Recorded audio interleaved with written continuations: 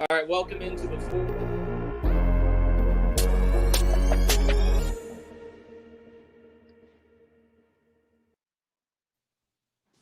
I always do that. I start talking when Alejandro puts the opening credits on. Welcome into Before Floor, the 5 Reasons Sports 5 on the Floor pregame show before Game 4 of the NBA Finals. I, as you can see, am in Fort Lauderdale, not Orlando, which is the reason Bam Adebayo was playing tonight, so please thank me. Also, there's a GoFundMe that's been set up to keep me in Fort Lauderdale. I don't actually want that money, but we need to find a charity. So if anybody has a charity suggestion, please let me know. Goron's foot. Goron's foot. Voting orgs. Or What, like Jenna? Why don't we do like one of the voting orgs or Black Lives Matter or something to keep it? Yeah, we'll do something. We'll do something good. I mean, I'm going to keep it apolitical. We'll figure it out. I'll find something that we can give the money to. But or donate it to the Heat Charitable Fund. That's a good idea. That is a good idea. Maybe we'll do that. I mean, that would endear me. Well, one of the things that I've decided is I'm not going until they lose. If they lose, I may go up there. I'm not going to be. Oh, Jesus. I'm not going to be blamed for them losing, so I may go up later in the week. All right, let's get to the news of the day. Well, first, let me introduce everybody. Jenna Mark, right there on the top. Greg Sylvander next to me. Alfredo Arteaga. Brady Hawk. And making his first appearance. Jonathan, you going to force me to pronounce your last name? Or are you going to do it? It's Ramlakan. I had it right the first time. All right, so Jonathan Ramlakan, you can catch me. That's easy money, Ethan. That's easy. Come on now. I mean, after whatever. Two attack, whatever. I don't even want to go there. You can follow Jonathan's MMA coverage, UFC coverage here on the YouTube channel and also on the website. All right, let's get right to it. The big news today: Bam Adebayo is in.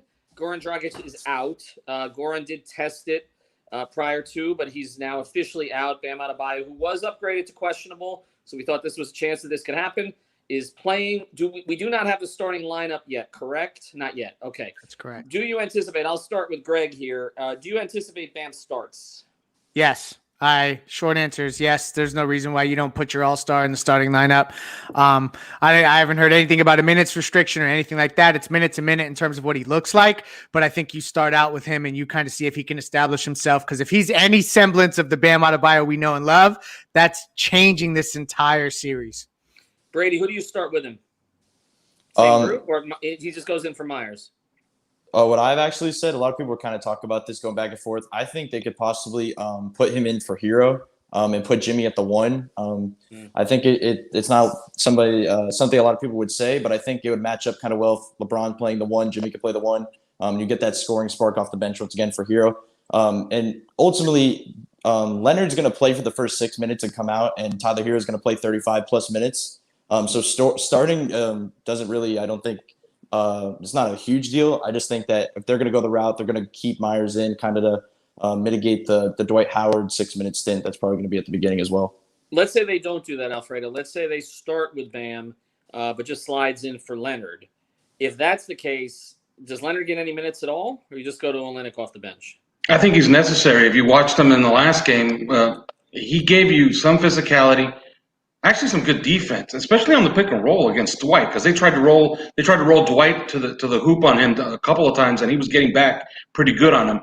He actually had one really good foul that actually forced Dwight to go to the line to earn it instead of getting a dunk. He hit a couple of threes. He got open shots. They were allowing open shots. If he can hit, you never know. If this is a Myers-Leonard game and he hits 4 threes, the Heat already have a huge leg up in winning this game. So I don't change a thing. I start him again. I never thought I'd hear the words Myers-Leonard game in an NBA Finals. All right, let's shift here. Let's bring in Jenna on this one, and then Jonathan. Jenna, Jimmy Butler.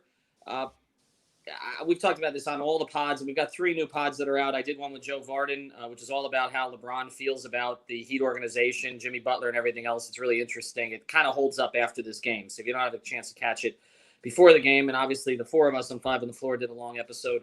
One of the things we talked about is that Jimmy Butler is better as an underdog. He likes being backed into a corner. He is not a front runner.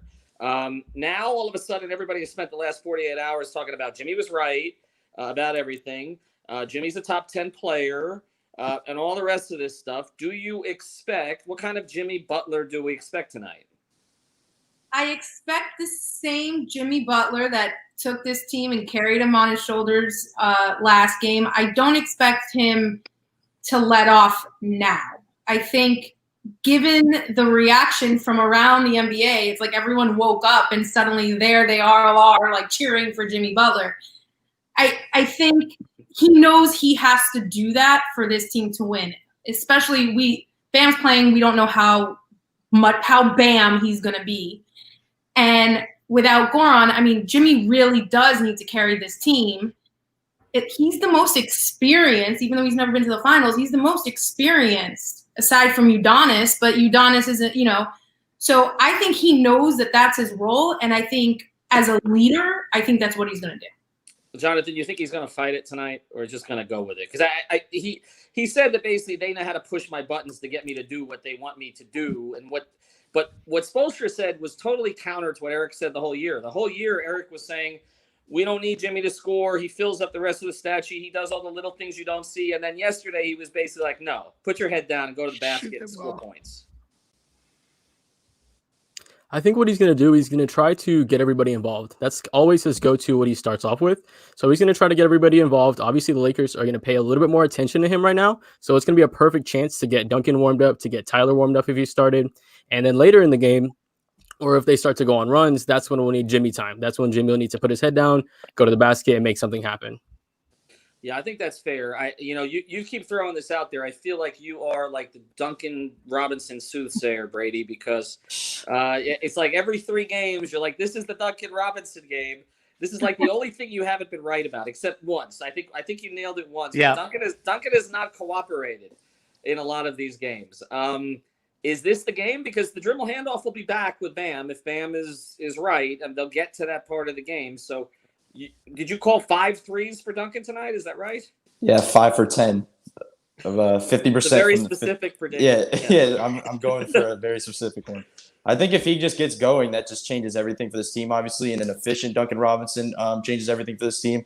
Last game, he played really well, even without shooting the ball great. He was one of their best impactful players. But as you mentioned, with Bam on the floor, that changes everything for Duncan. And I think you're going to see a lot of plays where not only Duncan makes impact and shooting the ball great, but getting 5 threes, but I also think he's going to get a bunch of passes into Bam like he's been all season with guys that are still going to continually be trying to go out at him off those dribble handoffs. And I think he's going to continue to dump it low to Bam, and then Bam can maybe get a groove going early, and that'll be big for him. But ultimately, yeah, I think 5 for 10 for Duncan tonight. Alfredo, you always have very strong opinions about Mr. James. So let's go to you on this. He was challenged directly in the last game. There's not a lot of guys in the league who will go right at him on both ends and talk to him and frankly not give a shit. And now LeBron has had 48 hours hearing about Jimmy Butler, who I know he respects, but Varden said some really interesting things on the episode with me tonight. He said he kind of looks like that Jimmy is like a little brother. He goes back to the Chicago series. If you remember when the Bulls, had a really good team with Noah and that group and Jimmy and Rose, and all the rest. And, they went up against the Cavs in the year after, I think it was the year after LeBron left, and David Blatt ended up, the fighter pilot ended up the head coach, and he called a timeout that he didn't have. Right. And in that series, if you remember, the shot that LeBron hit was in Jimmy's face. It was that corner shot in Jimmy, and that was the end of the Bulls, contention and like them being contenders. That was it. That series did it. They blew up at the end of that series. They didn't compete. I was at that last game. They quit on Tibbs, and everybody but Jimmy quit on Tibbs, and that was pretty much the end of it. So, what do you think LeBron thinks about the fact that Jimmy Butler has stolen his spotlight now for 48 hours and done it basically in his face? Well, I had a stat ready to go, and I wasn't allowed to use it, but I can say this. The stat does suggest... Wait. Hold on. Why were you not allowed to use it? Because it belongs to a large network that might use it in tonight's broadcast. Yes. They have an embargo on stats? Well, I don't understand that. The way it's written, they do, okay? I was asked not to use it, but I can tell you what it's about. It's about how LeBron reacts to this type of situation, being up 2-1 in a series. He's played 257 playoff games. He's played 20 games up 2-1. So that means he's played 20 game 4s. How do you think he's played in those games? Has he gone for the kill? No. He's actually played pretty passive, and he only has 3 games out of the 20 where he's played above his career averages, even to his usage and his field goal attempts. So this narrative that's been going around that he's going to go back at Jimmy, he's never done it before. But I will say this. There's one guy that did piss him off one time, and that was Paul Pierce. Yes. In those 3 games where he was up 2-1, in those 3 games where he was up 2-1, one time he did go for the kill was when he put up 49 points on Paul Pierce and the Brooklyn Nets. So I don't know. If he stays true to his character, you only see LeBron supernova when he is down in a series or when it's closeout time. Games 5, 6, or 7. I would say he's going to try to get players involved around him. He's going to try to get AD going early first. I don't think he's going to turn it into a me versus Jimmy series. Yeah, I think you're right. Let's pivot to that. I do think that the guy really on the spot tonight to me is AD. 100%. You know, if he's a top 5 player, he should dominate tonight. He really should. Correct. He's got Bam coming back after missing a couple games, not 100%. And, you know, everybody keeps wanting to put AD in the top 5, and I think talent-wise and when at his peak, he's there, but there are these dips that he has that the other guys in the top 5 don't have. Kawhi had one in the last game with the Clippers. Everybody made a big deal because it was so unusual. He doesn't really have those. Giannis honestly really doesn't have those except against the Heat. Even there, he puts up numbers. LeBron really doesn't have those. Curry really doesn't have those. Durant doesn't.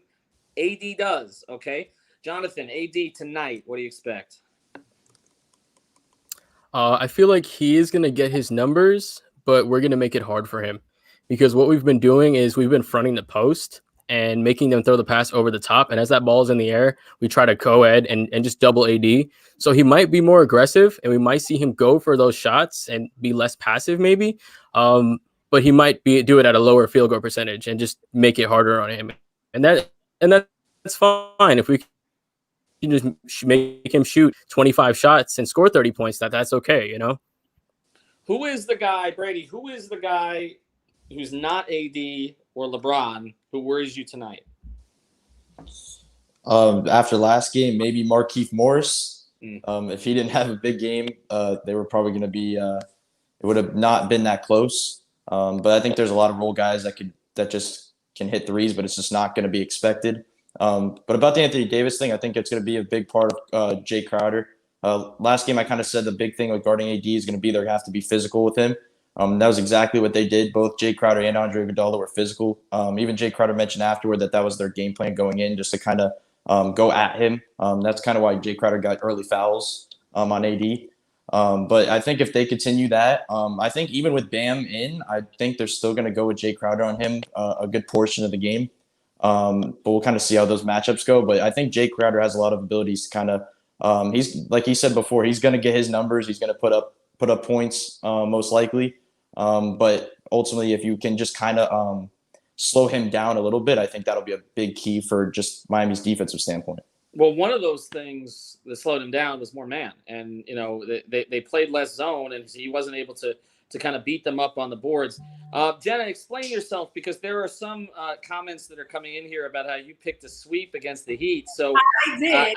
I don't even know I could have put you next to Greg, because according to Greg, the Heat have not lost a game this season. They actually were perfect pre-bubble, perfect seeding games, perfect playoffs, perfect finals.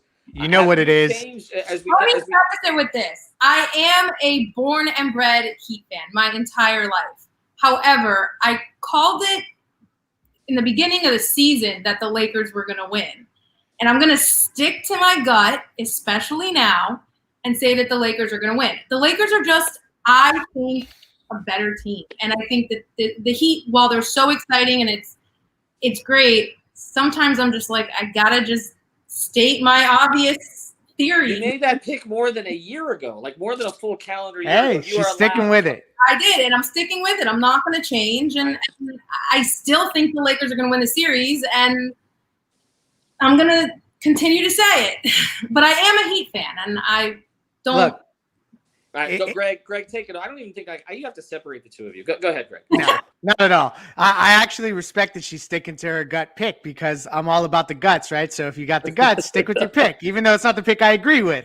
But this is what I'll say about this matchup. I mean, I think anyone saying that LA is going to win, that's not a surprise. I think even the biggest Heat homers, such as myself, when you look at this series, they're undermanned, and there's stuff you could point to that's LA all the way. But this is all I'll say. If somehow the Heat squeak out a win tonight, there's something about what happened last game. If they were to somehow figure out a way to get this one, LeBron can get heady. AD has never been in this kind of position, and you've already said, about all the other top guys not having those down games. Well, this is also a different kind of thing. Like if you string together a couple finals games where you don't play well, you start hearing a noise. So all I'm saying is that if the Heat get this one, I feel like it completely shifts the momentum in ways that transcend 2-2. Just because I think that those guys have an opportunity to get heady. I agree with you. But, however, let me also state this. Alf said when the Heat were down 2-0 that the Heat were winning in 6. I don't care how much of a Heat fan you are. No. You not expect the Lakers to lose 4 games in a row. It's just not. Jenna, he's the Heat Twitter president appointed 6 years ago. He has a role to play. In a sham vote, in a sham vote that we conducted. I should have called in, damn it. In a coup d'etat. There were other better candidates, including Gabby and some others, but Alf somehow broke through, and he has to stick with it. So that's the other Alf. Let's get to it then. I know who Jenna's picking tonight, so mute Jenna. Greg, who do you like tonight? And then I'm going to go to the bottom row. I like the Heat by 3. Okay. Alfredo? I like the Heat to play their best game. I've been saying it all bubble long. They somehow won all these games and got to the NBA Finals without playing their, go crazy game. It could come tonight, and if it comes tonight, they could win by 10. I say the Heat win by 8. Jonathan? I was going to actually say Heat by 11 because we haven't had that three-point shooting game yet. We've been generating those good looks. We just haven't been hitting them. And Jay Crowder shot like 2 or 3, or made only 2 or 3 out of his 10. Duncan made like 3 out of 10. Hero had a bunch of great looks, and he missed a bunch of them. And, first round Heat in 4, second round Heat in 5, third round Heat in 6, finals Heat in 7. Let's go. There you go. Brady, I'll go last. Yeah, I think I'll say Heat by 7 tonight. I said Heat in 7 at the beginning. I still think it's going to be Heat in 7. I think tonight, like I said, Duncan Robinson 5 for 10. I don't think Bam Adebayo is going to be the 100% Bam Adebayo, but he's still going to do the small things that you're going to need. And ultimately, I think the Heat win by 7. I like the Heat tonight. And Whoa. And not just not allowed back in the bubble if they win. Well, look, I'm at this point. If they get to 2-2, I did my deed. I sacrificed being at 2 NBA Finals games, one of which I could have attended. The other one I was with my daughter. Tonight I could be there. I could have driven up yesterday. I took one for the team. Okay, I took one for the team. I haven't missed. This is the only 2 NBA Heat Finals games I've ever missed. Haven't been there in person. I do think they win tonight, and I do think Duncan Robinson is the difference. I think him getting Bam back with him, there's a comfort level, and I think his overall game, they've been telling him, I've talked to people over the last 48 hours, you did your part in the last game. You did your part. They've been pumping his confidence up a little bit, and now I think the shots are gonna fall. So I think LeBron's going to end up with a 2-2 situation here. And I got some good news on that front. Stephen A. Smith was on ESPN, and he said, "Do you think the Heat are going to hit 23s tonight?" I don't think so. So the Heat are hitting 21 threes tonight. They're hitting 21 threes tonight. I just think, look, water, as the great Tony Fiorentino says when he's not tweeting at Joy Taylor, as the great. We're looking at some stats. Looking at some stats. What he says is water finds its level. And I do think, thank you. I kept this episode going long enough until MJ came on here and gave me $4.99. He's consistent. That's gonna buy me a quarter of a bottle of Jack when I go across the street here in a second. By the way, episode sponsored by Biscayne Bay Brew. I've got so much of this in my place. Who lives that? Brady can't drink it. Jonathan doesn't live down here either. Alfredo and Jenna. Well, Jenna, you don't live down here anymore either. Just half the time. Yes, I do. I'm officially back. All right, all right. Then you can. Well, okay. I don't know if people will allow you to drink the beer after tonight, but you can have some beer also. I got plenty of beer here. BiscayneBayBrew.com. Make sure you check it out. Find out. They're their official beer of the 5 Reasons. Alejandro wants beer. Yeah, That's Alejandro right. just waved in. That's right. Who is this? Who's showing up? Oh, Alejandro is showing up late. Alejandro, I'll let you. Alejandro, you should get some beer too. Yes. You have the last word. Heat by 7 tonight.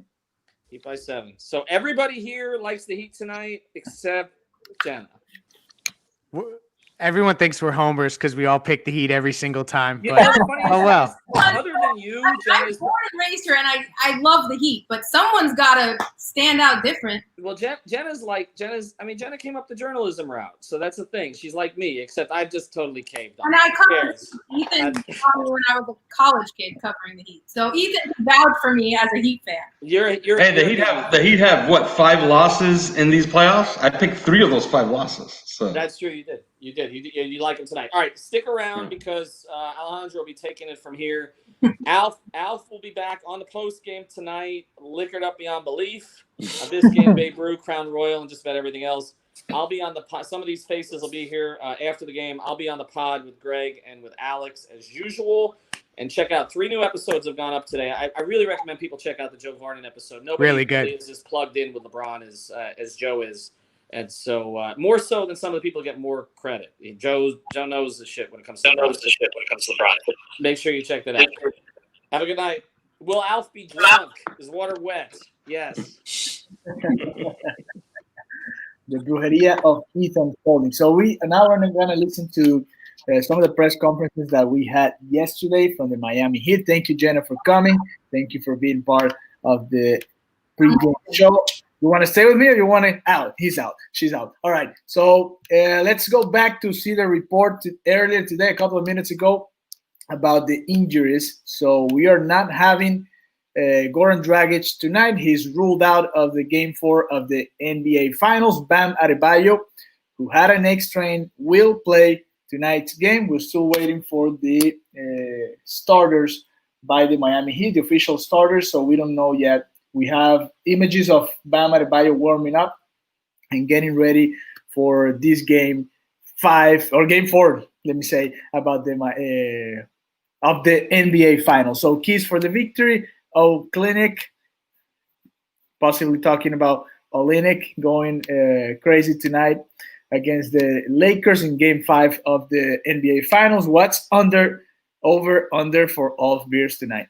I will call 15. 15 will be the over and under. What do you guys think?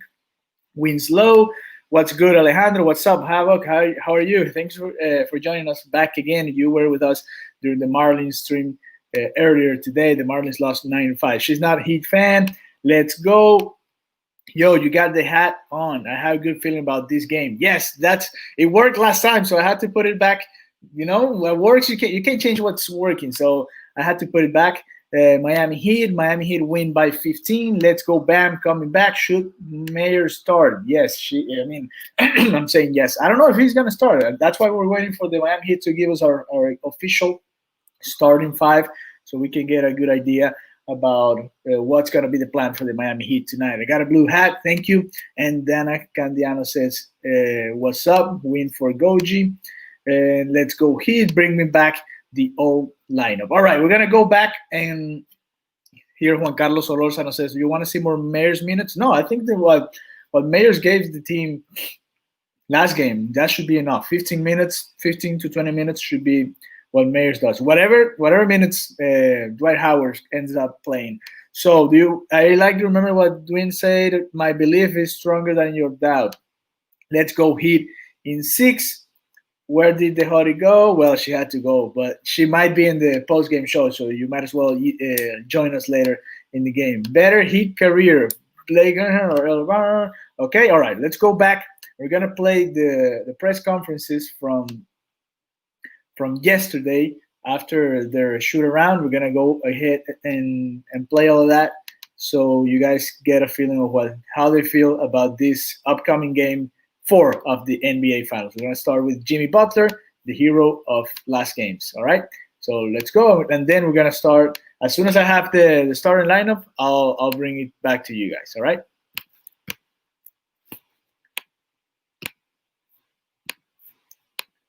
Okay, give me a second, please. A little problem here with the Butler video. Let me go back and try to get it from here. Okay, here we have Butler on Monday. This is his press conference, and let's go with it right now.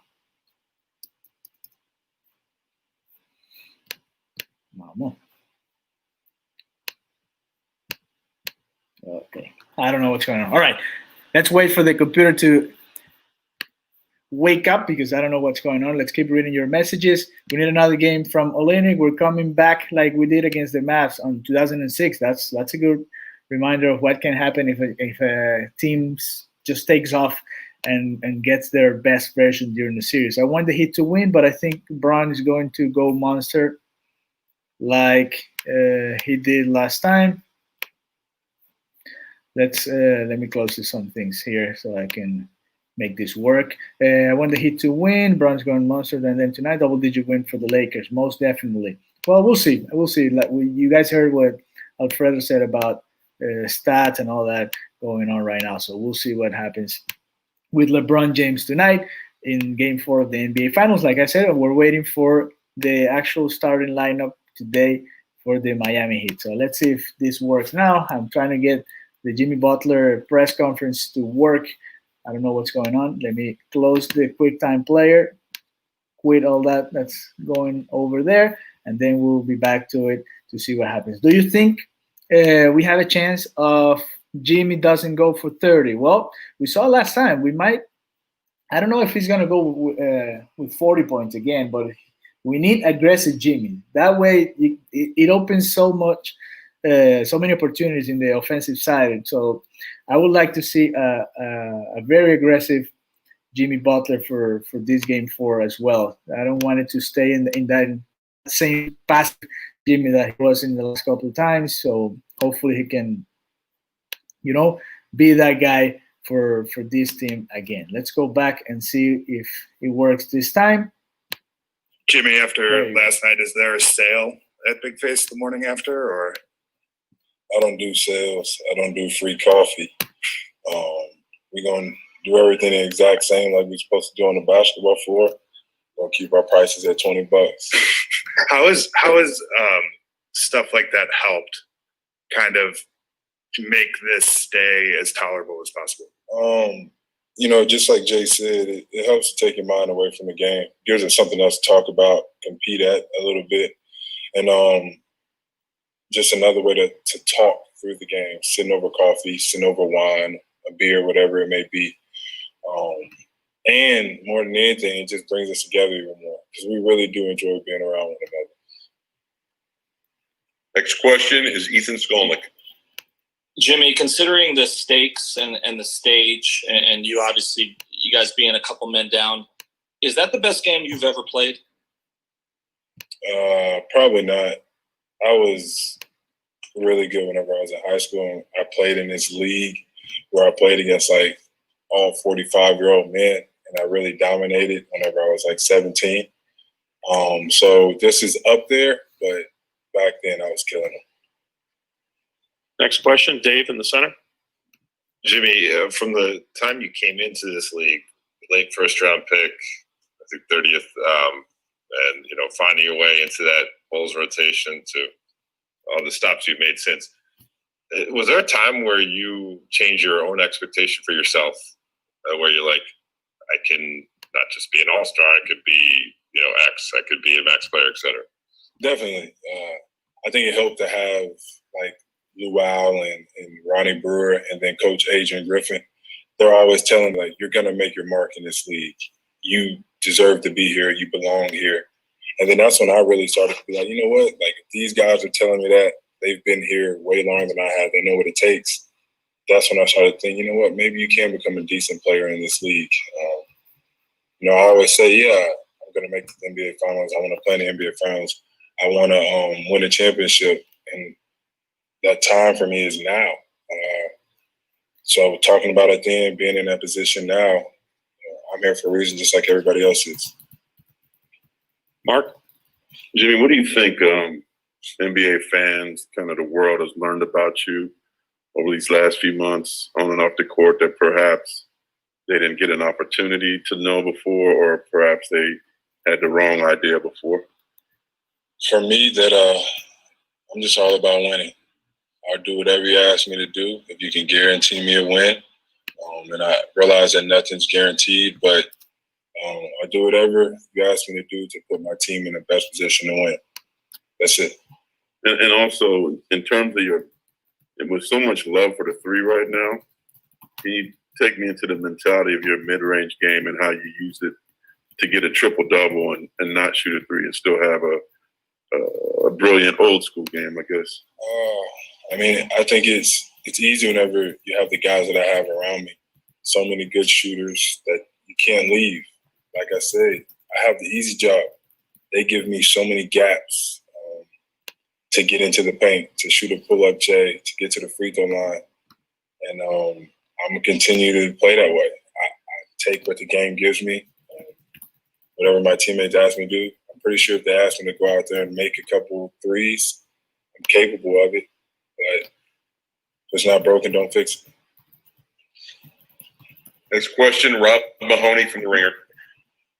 Hey, Jimmy, could you speak to the impact that Jay and Andre have had on the series so far and just what you've come to expect from those guys since they joined the team? I mean, they're winners. They're winners. And they got a difficult job in guarding AD and then guarding LeBron and then going down there and having to make shots and do everything for us all over the floor. All the stuff that you don't see on the stat sheet is what those guys do for us. And they're all winning plays, every single one of them. We respect that. We love that. We wouldn't be here without them. And I tell them as much as I can how much I appreciate them, how much I appreciate playing alongside those guys and for what they do for me, for our young guys, and just for the organization as a whole. I do. Next question, Mark Medina. Hey, Jimmy, what's been your day-to-day approach in the off season and then during the season and film sessions, practices that has gotten to where you are with your performances?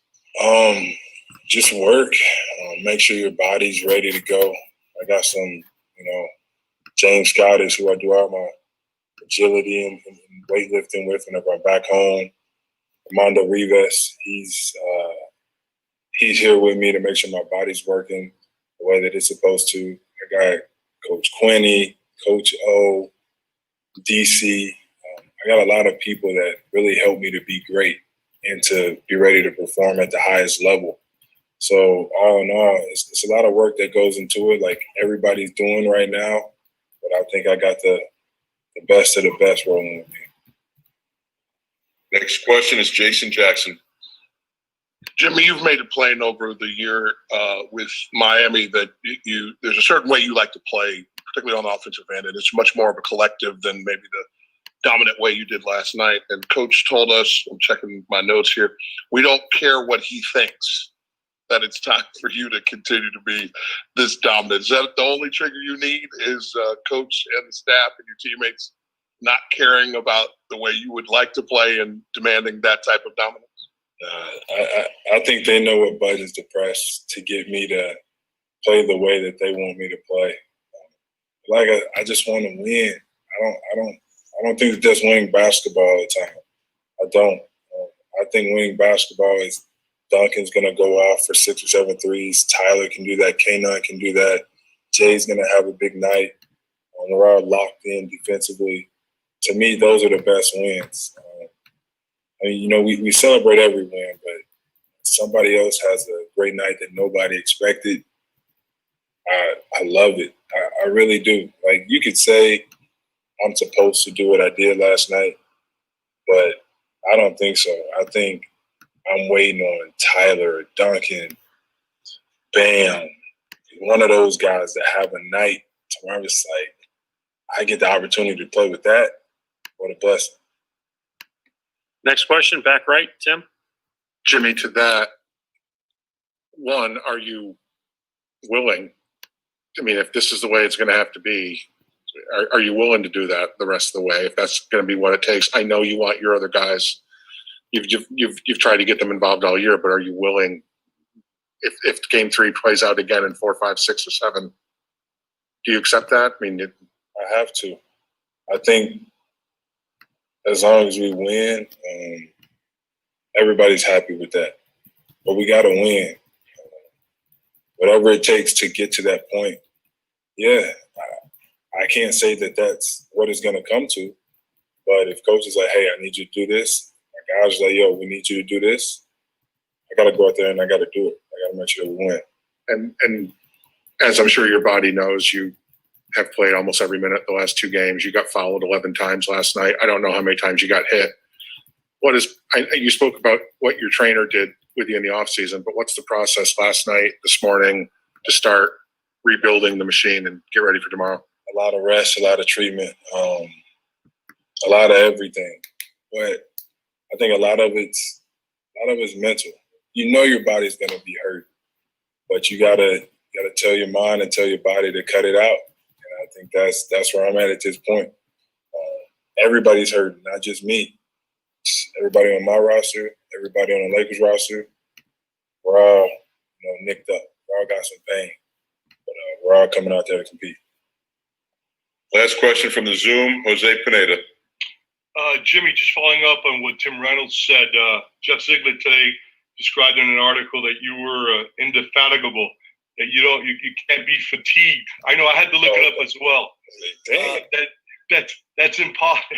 I had to look it up as well. Incapable of being fatigued was the word, which I thought was a great use of that word, which I didn't even know what it meant. So following up on what Tim Reynolds said, how long for you to recover? Because you had to go 2 ways. You played the most minutes as a Heat player, regular season or playoffs, you personally last night. So how long does that take, as Tim said, for you to recover? And how do you feel? I actually think I recover quite fast because all I can hear is Spo over and over again telling me how I'm not tired. That's literally what he tells me in the middle of the game. And I'm just like, all right, coach, I guess you know how I'm feeling. Yeah, I'm not tired. So going into it, it's like you can't be tired. You can't be banged up. These guys need you to count on you. If they see you, that's how they're going to be. So to the best of my ability, I'm working on my body. I go in there this morning, I see Tyler in there. I see Duncan in there. I see Myers in there. I see everybody in there. So I know that they're feeling the same way I am, but they're getting ready to go again.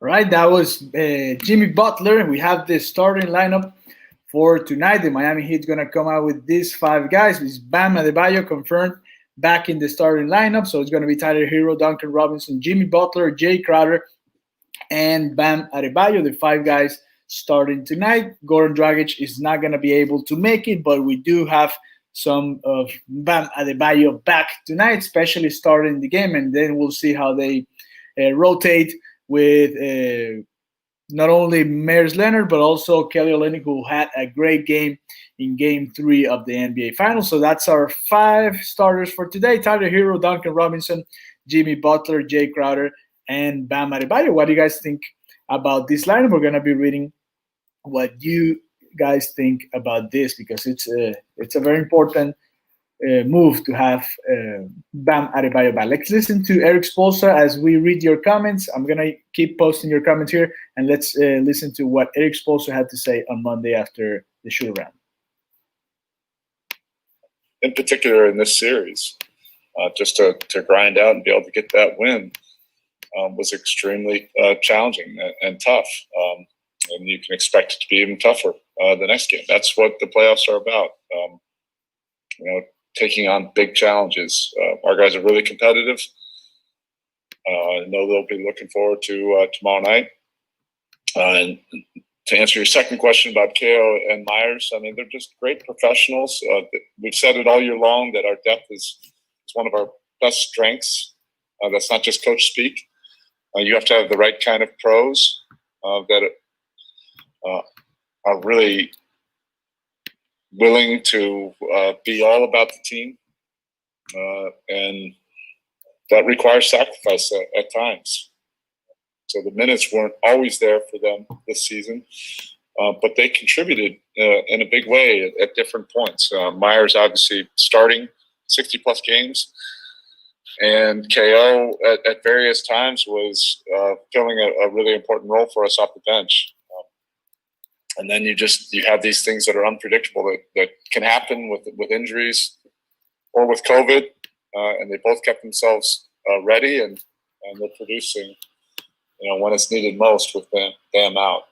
But they're different. I think people look at them maybe and see a similar player. They each bring something a little bit different to our game, and it just helps, with our diversity of our menu.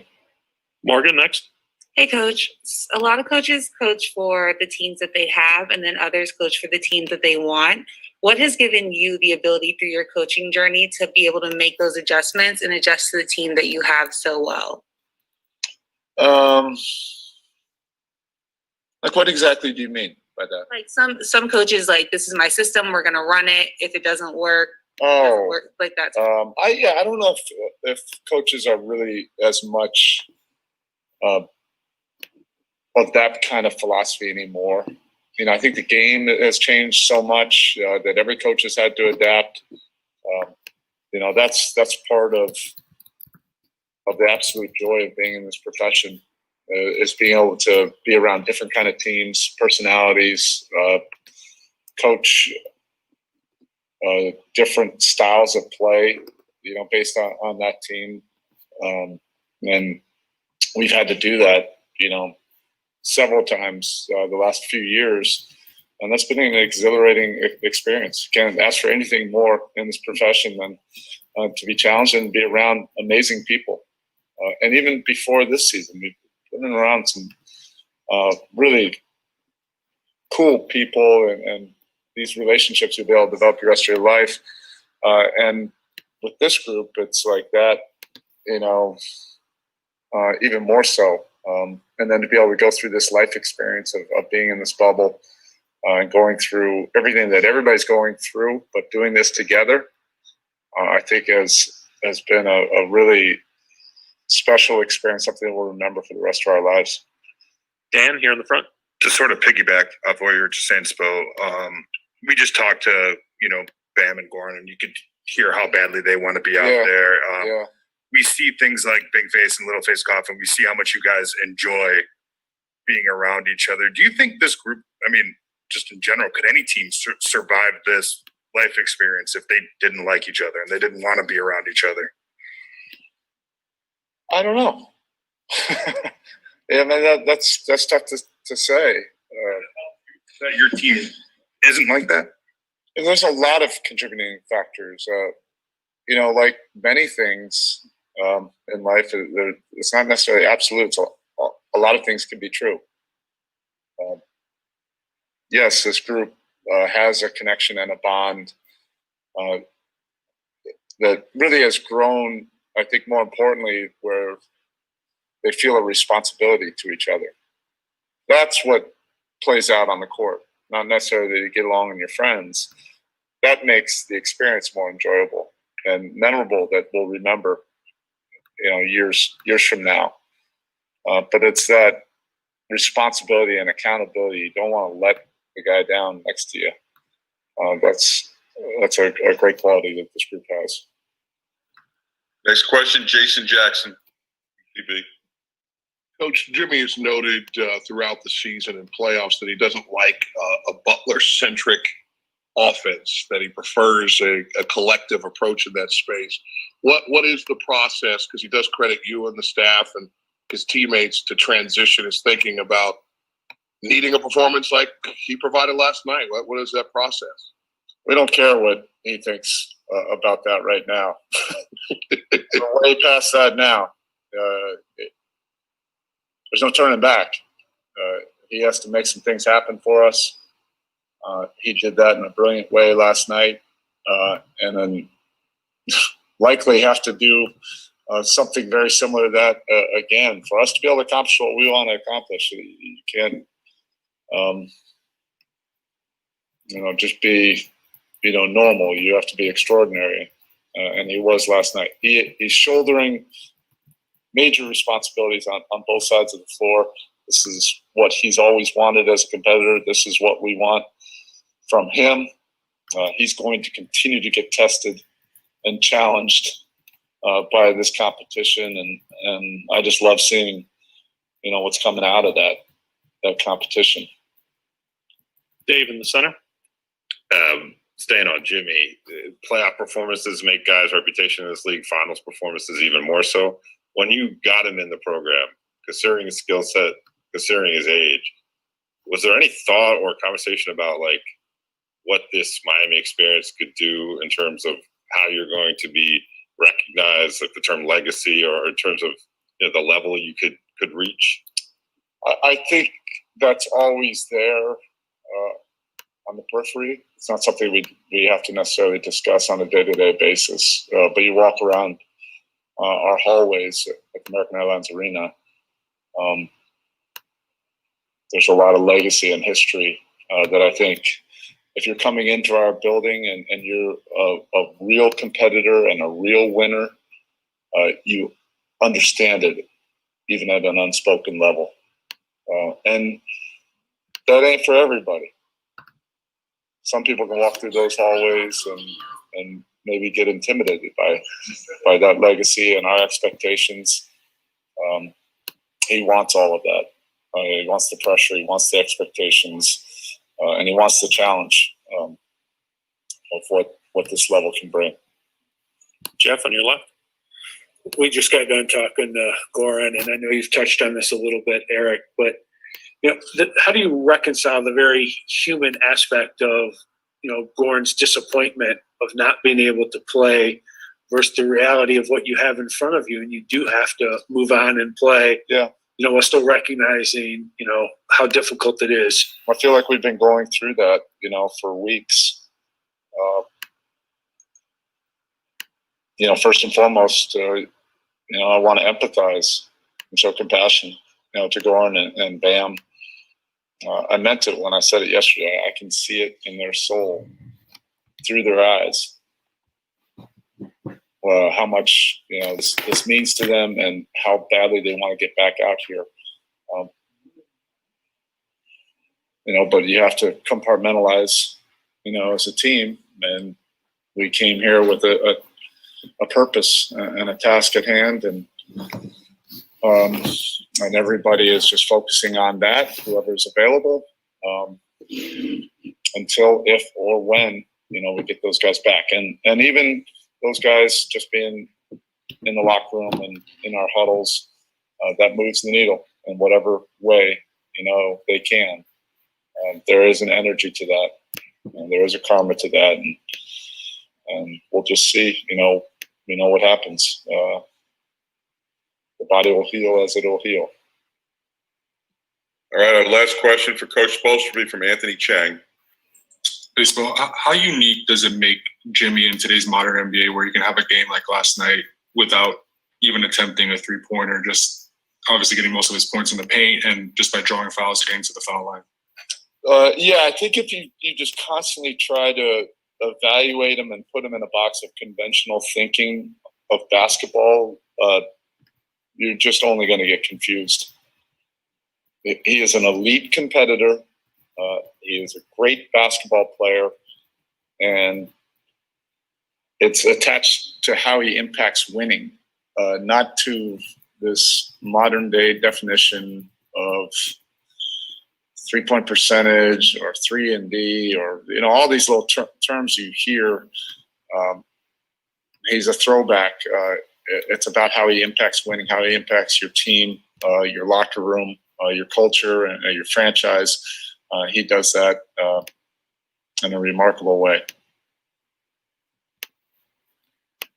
Right, that was Eric Spoelstra yesterday after the shoot-around. We have to remind you guys, no Goran Dragic tonight. This was posted earlier today. Injury update, Bam Adebayo will play tonight's NBA Game 4 of the NBA Finals against the Lakers, and Goran Dragic's foot has been ruled out. We saw him trying to practice, trying to get some action there, but we will have Bam Adebayo and Jimmy Butler today playing together, because this is the starting lineup for the Miami Heat. Is Tyler Hero, Duncan Robinson, Jimmy Butler, Jay Crowder, and Bam Adebayo. This is the third different lineup the guys or the Miami Heat uses in this NBA Finals. So again, Tyler Hero, Duncan Robinson, Jimmy Butler, Jay Crowder, and Bam Adebayo are going to be your 5 starters tonight. So let's go and let's continue to listen to some of the Heat players because we still are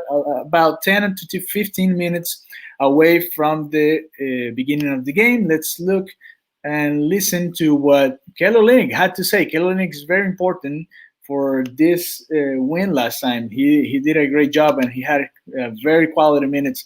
And let's listen to what he had to say. It's Jeremy Allingham, CBC Radio. How's it going in Vancouver? Just tell us what it's like to be, as far as I can tell, the first player from BC in the modern era to be playing in the NBA Finals. Bob Houregs played in 1955 and 6. What's that like? What does that mean for you to be kind of blazing that trail? Yeah, I mean, that's kind of what it's all about. Obviously, kind of hardly home, always repping. I'm proud of to be Canadian, be from BC, Kamloops, and I've grown a lot. Grown up there, kind of built what I was there as a basketball player, and it's prepared me for everything I'm doing now. And hopefully that inspires some kids back in BC, whether it's Kamloops or Vancouver or anything, or watching, and know that this stuff's possible. If you put in the work and the effort and stay true to yourself, you can pave your own path.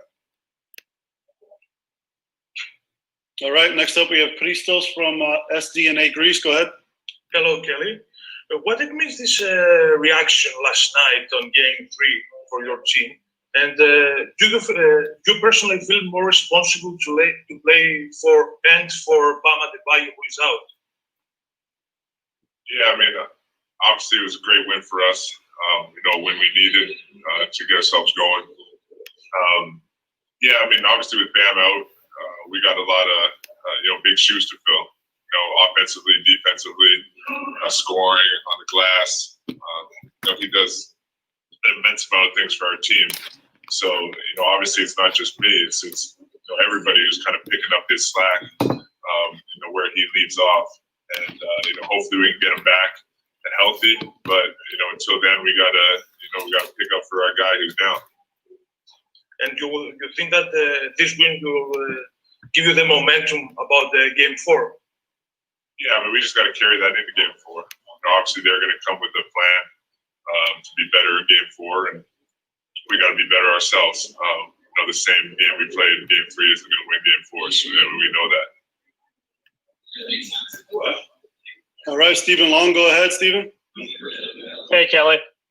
I was just wondering, given your history in big games, you've always raised in big games for the national team, how much has that helped you kind of step in and contribute a lot with Bam out here in the finals? Yeah, the national team has been huge for me, in my development, just playing against pros, all the time. And, basically when you play with the national team, every game is a do or die game, a playoff game.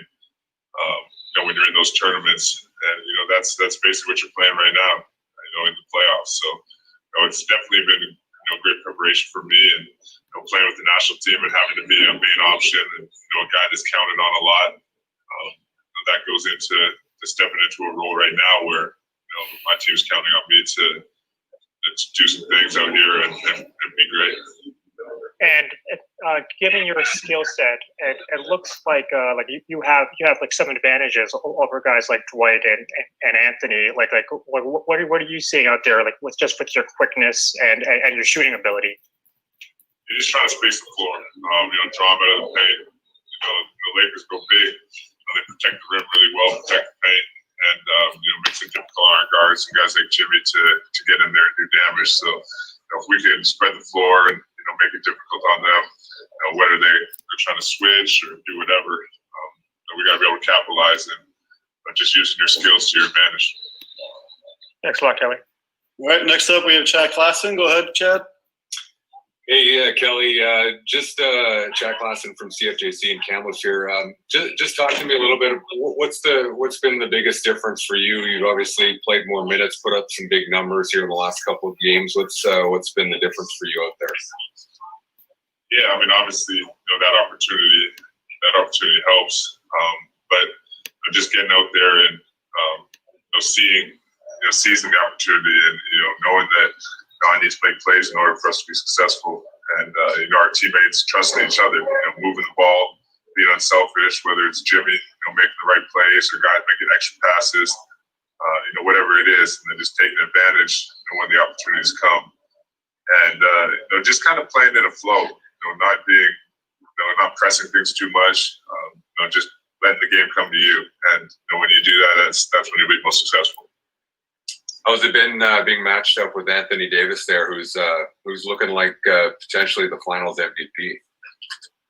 Yeah, I mean, for us, we're just trying to limit his opportunities as much as we can, make it as tough as we can on him. We got in foul trouble early in the last game, and then in the second half, we just got to limit him. He's been great so far in the first few games, but we got to do whatever we can to keep him under wraps. Good. Thanks, Kelly. All right, next up we have Marty Haskins. Go ahead, Marty. Hey, Kelly, it's Marty Hastings here from CBC Kamloops. Thanks for taking the time. I was at Thanksgiving dinner party last night with your buddy Scott Pinio, and he's living and dying with every single one of your shots, and there's a lot of people like that right now in Kamloops, man. Do you kind of understand the sway and kind of the power you have right now in households across Kamloops? Maybe not as much as I thought, but whenever I go back to Kamloops, it's wonderful. I love that place, that town.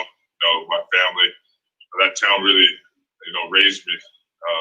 It's been unbelievable, and guys like Scott and all my friends and family back there, and everybody else, running my camp back there.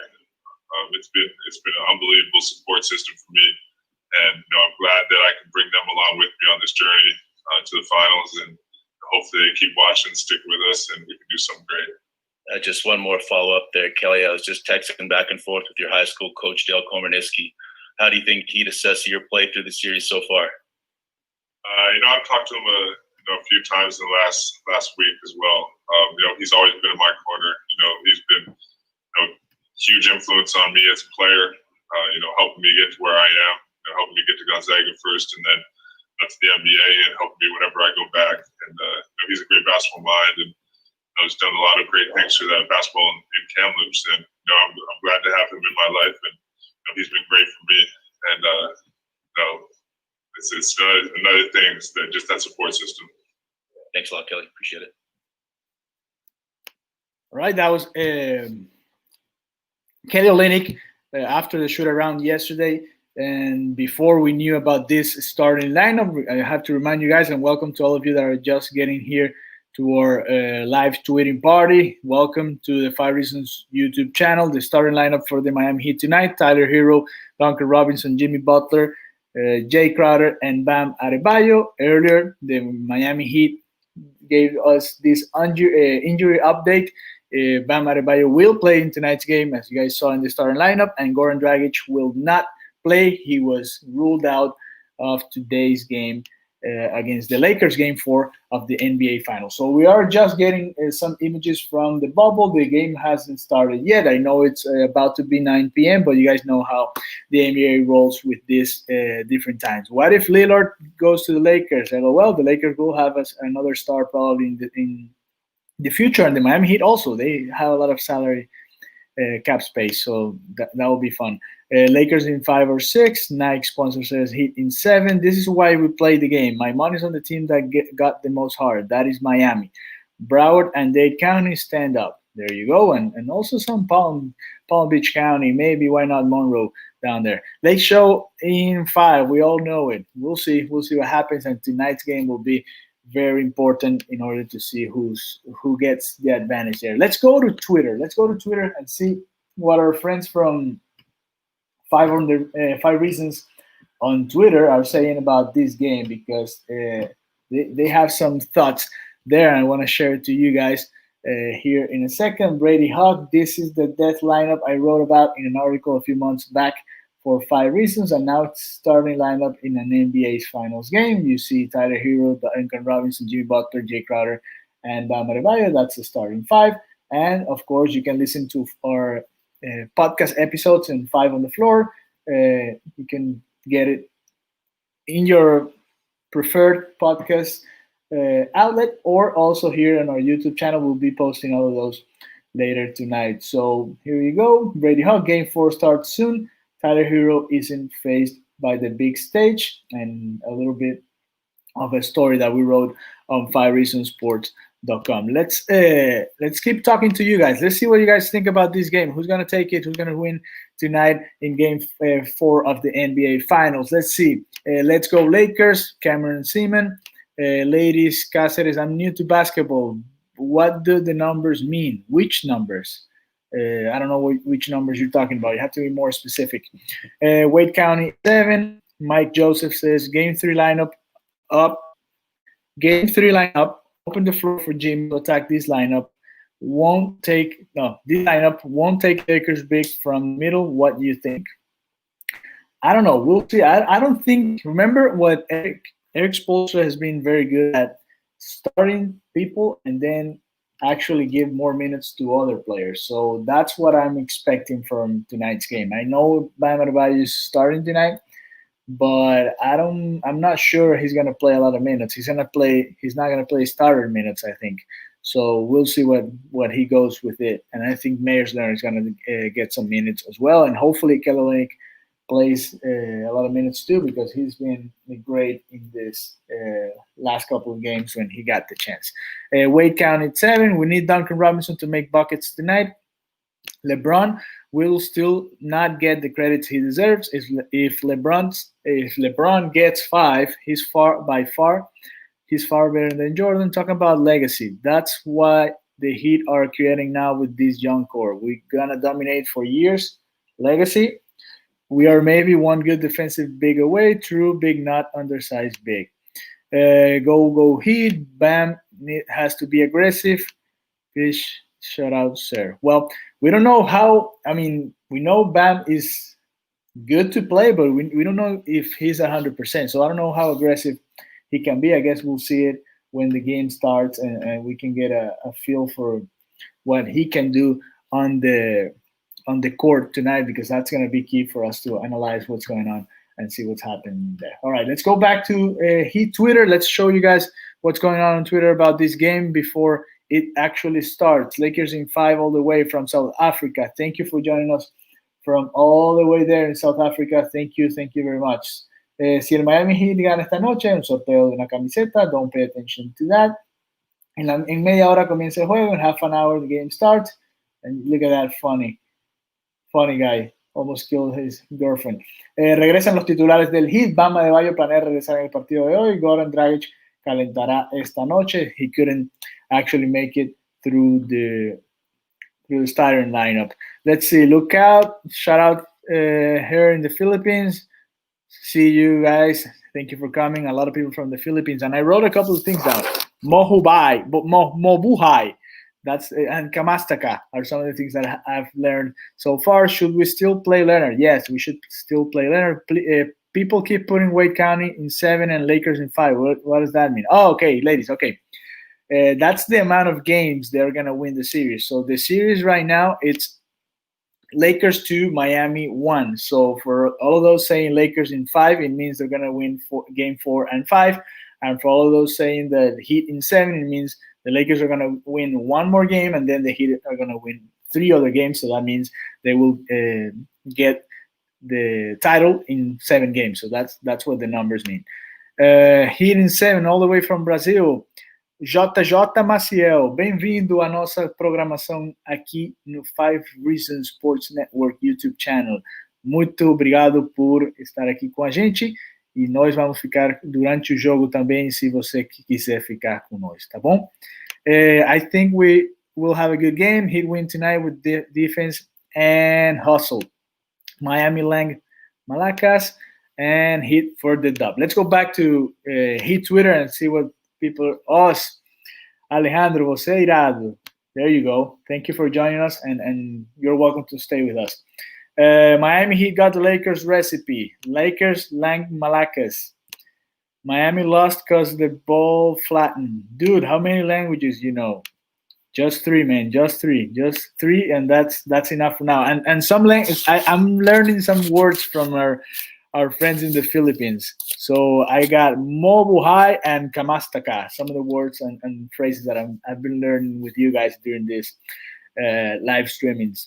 Miami lost because the Ninja is good Fortnite streamer. Go Idol. All right, let's go back to he tweeted Kelly Olynyk getting pregame coverage in an NBA Finals is not something I expected. Deserved though. Yes, he did deserve a lot of coverage because he's been one of the key elements of this team, not only in the playoffs, in the entire season, he's been part of the key part of this game, and so he's been awesome in that regard.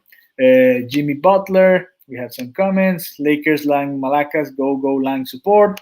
Keep doubling Davis on the catch and we win, make him pass the ball. Jimmy Butler is a top 10 player in the NBA. So thank you guys for all your messages. Fun fact, despite shooting just 3 of 10, Duncan Robinson's 37 minutes on court helped Miami outscore the Lakers by 27 points, the highest plus-minus of any player in Game 3. That's true. We know. We saw it. We mentioned it in our post-game coverage, and that was part of the stats that we went over right after the game. And you guys are welcome to stay with us during the post-game because we're also going to do something here in the 5 Reasons YouTube channel. Hero, Duncan, or Crowder, any one of them should explode tonight and the Lakers in trouble. From your fan in Philippines, Max, thank you for joining us and thank you for your message. We appreciate all of you for sure. All right, boys, you all boys are back to Standing Bam 101. Welcome back and let's go Heat. Let's go Heat. ¿Quién ganará el juego 4? Let's vote right here. Oh, it's 50-50. Just 4 votes so far. So we'll see what happens there. Go for the win, Miami. Mabuhay from the Philippines. Lakers in 5. There you go, Mabuhay. I got you. I'm learning some stuff. Thank you, Brent. Idol Koposi at LeBron. I don't know what you're saying, but I'm reading it. Enjoy the game. Guys, go Heat. Jermaine, welcome back. I know you've been here with us all this time. Go Heat. Justin says, go Heat. And rest. Miami 6, Dickerson, go. Justin Searle of Miami, go. Go Ginebra. Nesican Lobo, Lakers on to Nan Malakas. I have to learn what that. Let me write that down because I have to learn what that is. And tonight, Nan Malakas.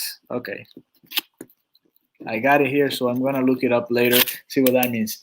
Go for the Heat. Win, Lakers. I hope the Lakers winning. Miami Heat in 7.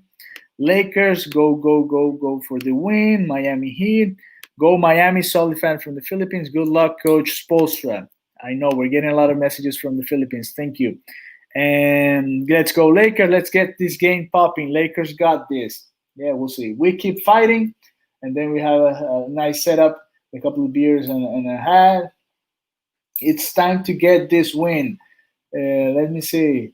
Sé que el Heat empata. ¿Será que el Heat empata la serie? Let's see if we can do it. Let's go Heat 2-2. Fighting more in every minute. I believe you guys can do this. Go.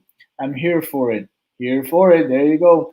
Vamos Heat. Need people to step up today, and we'll see if that happens. And so thank you guys for all of your messages. We're going to stay here with you guys. Don't worry. We got you. We're going to be here, and we can talk about this game and what's going on. You see Bam Adebayo. He's back in the lineup.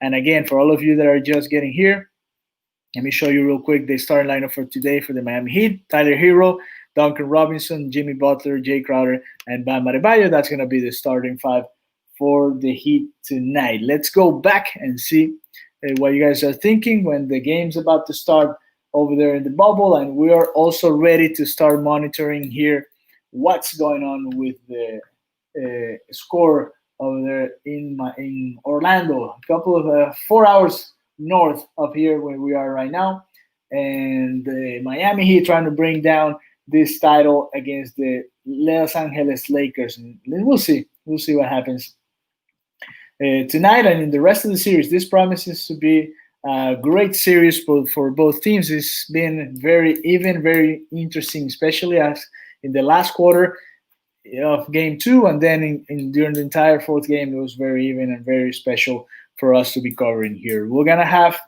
the NBA live score right here with us, and the starting lineup for the Los Angeles Lakers: Caldwell Pope, Danny Green, LeBron James, Anthony Davis, and Dwight Howard. So Dwight Howard gets to face Bam Adebayo down in the paint. Hopefully we can get some Mayor's minute to try to limit what Dwight Howard can do, and hopefully Bam Adebayo can be at 100% level and give his best in order to try to get that win tonight. So we're gonna go back. We're gonna check here the live score, and the game is about to start. So thank you guys for joining us. We'll be back to you guys as soon as the first timeout is asked during the game. All right. So thank you very much.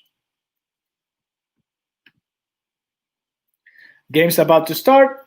Balls up, and here we go. We're on our way. The Miami Heat facing the Los Angeles Lakers in Game 4 of the NBA Finals.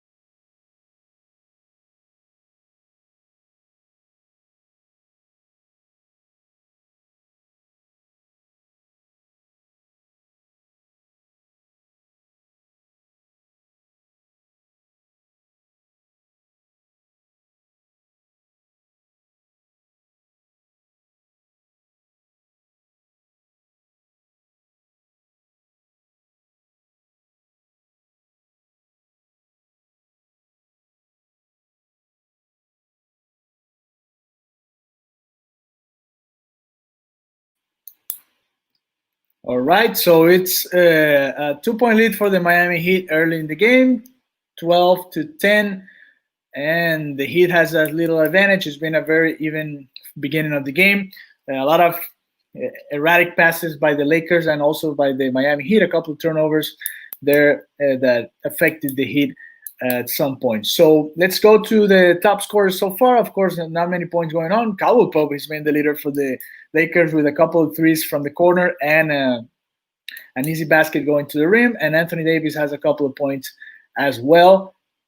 And in the meantime, the Miami Heat is led by Tyler Hero with 4 points. We saw those last 2 points before this first time out of the game. And then Duncan Robinson had his first 3 of the night. That's good, getting him on early in the game. Bam Adebayo a couple of points, and he's been attacking the basket. So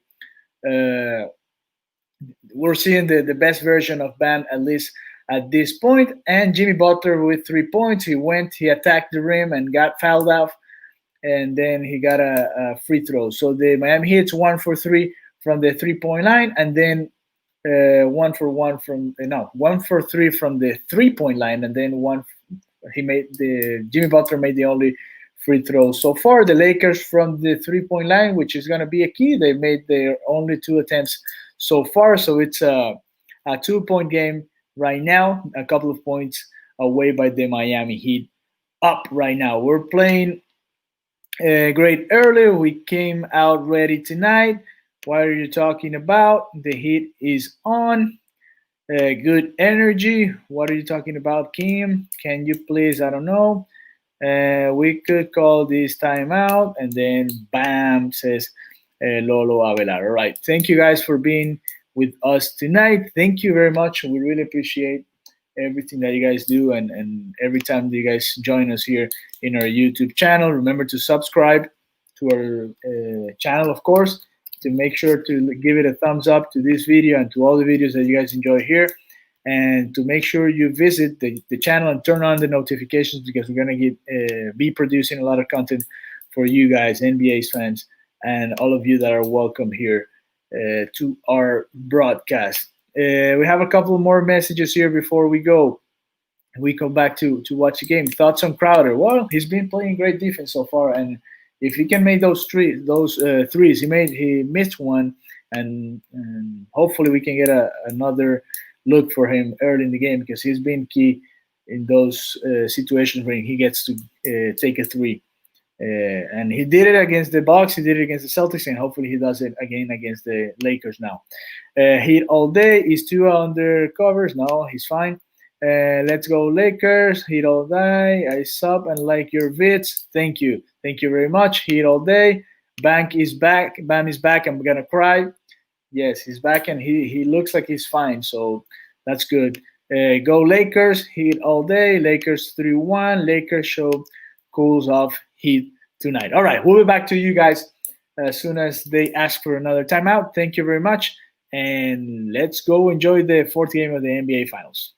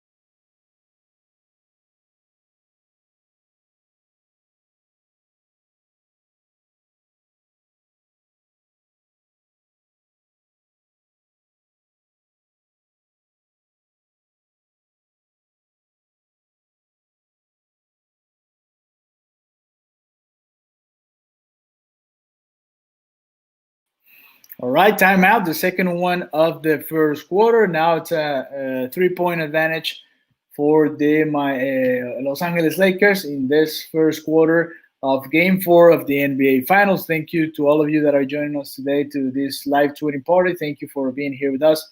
We're of course, gonna be commenting the game with you guys and reading all your comments and seeing what you guys have to say about this. Let's go to Twitter real quick before or after we check the box score today, because Caldwell Pope is leading the Lakers so far, and let's go through the numbers to see exactly how many points for Caldwell Pope right now. 10 points in 9 minutes, 4 points for Anthony Davis, a couple for LeBron, and a couple for Kyle Kuzma, 3 for Green. And that's it for the Lakers. Those are the 21 points for the Los Angeles Lakers. For the Heat, it's 7 points by Butler, 5 by Duncan Robinson, 4 for Tyler Hero, and 2 for Bam Adebayo. So let's go back and check what's going on Heat Twitter, because we want to see what people are saying about this game. Fourth game of the NBA Finals. Very exciting time to be a Miami Heat fan, to be an NBA fan, because we're getting a very interesting final series here with the Lakers and the Miami Heat. Let's take care of business tonight. Miami Heat. That's our friend. Let me see what else he's saying over here. Tyler here needs to be more careful with those passes. Almost turned it over there. Jimmy Butler gave him the look. Our friend Jose Mesa Corrales. A message that I can't really read. And then aggressive Jimmy Butler has spilled into Game 4. Great sign for Miami. Hopefully that's the case. Olynyk, por favor, esse cara só é bom no NBA 2K21. Hice bien en comprármela en enero cuando estuve en USA. Hoy voy con todo. El Miami Heat, his Vice shirt. This is probably the best game of the series, NBA Finals. Yes, this seems to be the more even one of all of them, even though they've all had even moments. Love the no calls being made. LeBron should be at 2 fouls right now, but whatever. Every time the Lakers get a bullshit call, the broadcast shows a replay of something else that happened earlier, so nobody can see how fucked up is this. Happened in the Nuggets series, happening in this series. Fuck LA, fuck the NBA. Ban KCP, the criminal, and Danny Green, the all whatever. I chalk it up to the youth. I miss Dragic a lot, because sometimes you need someone with some chill who's still gonna be aggressive in scoring. I'm liking this. So far so good. Mark Jackson still asking for Butler to be aggressive. Were you not impressed? Jimmy Butler with 7 points right now, leading the Miami Heat, even though they're losing by 3 points. Hero got to slow down. Can we not stop KCP? Well, I think the Miami Heat rather have KCP scoring a lot of points and not Anthony Davis just taking off like he did during Game 4. During Game 2 of the NBA Finals. So let's go back to the game, and we'll be back on as soon as the first quarter is over there in Orlando.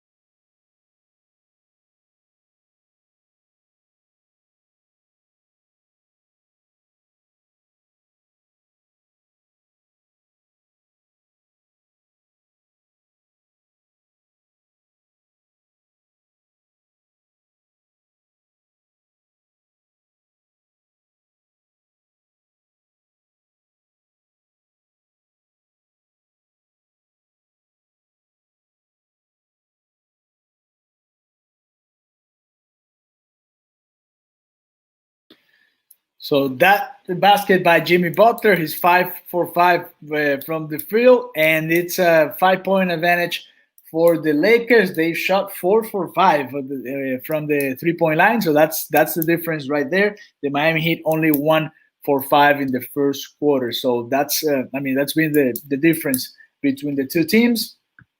For the Lakers, they've been led by Caldwell Pope, like we said earlier, 10 points. LeBron James only 3 points. He missed a free throw early in this game. Anthony Davis just 4 points. Dwight Howard no points this time. Danny Green 3 points.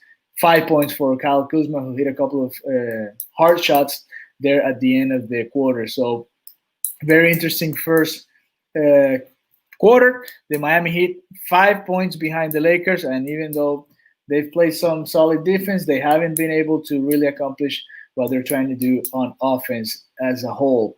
11 points for Jimmy Butler, 2 for Bam Adebayo. He has 2 fouls, so you have to keep an eye on that. Duncan Robinson, 5 points. Tyler Hero with 4. Let's go back to Twitter and see what people are saying about this first quarter, see how they feel about this team in the first quarter being down by 5 points at this point. Jimmy Butler made that last second shot, beating the buzzer, and that gave the Heat only a 5-point disadvantage to finish the first quarter.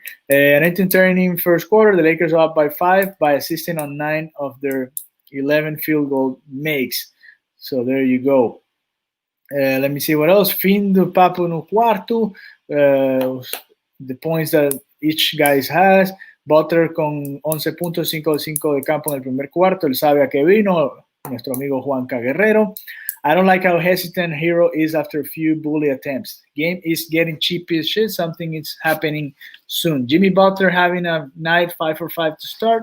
Lakers take a 27-22 lead after one main difference is the role players for LA are hitting and the Heat aren't. What I said, they've been missing a lot of open shots, especially Tyler Hero. Missed a couple that he should have made early in the game, and that has been the difference for sure. That has affected the team. Let's read some of your guys' comments here as we wait for the beginning of the second quarter. Let me see. Tell Butler to stop passing the ball. He has 11, but you're right. Why don't Butler go Kobe mode? Stop passing the ball. Jimmy needs to shoot the 3. He hasn't been very effective from threes. He doesn't feel very comfortable shooting that over the line. So we'll see if he tries a couple later in the game. Lakers are hitting their threes while we are missing too many compared to their attempts. Yes, you guys are right. They're making their threes and we are not, and that has been the difference. The Lakers are literally leaving him open. Yes, they're not allowing him to attack the basket the same way they did in the first game, and he has 11 points, so he's still in a good path to go to 40 points again. Nike, this is the best mid-range. We're missing dumb shots while Lakers are scoring. Tyler's got to get it together. LA Ballers, baby, just made the piece they needed. The game started again, so we're going to go back and watch it over, and we'll be back talking to you guys real soon.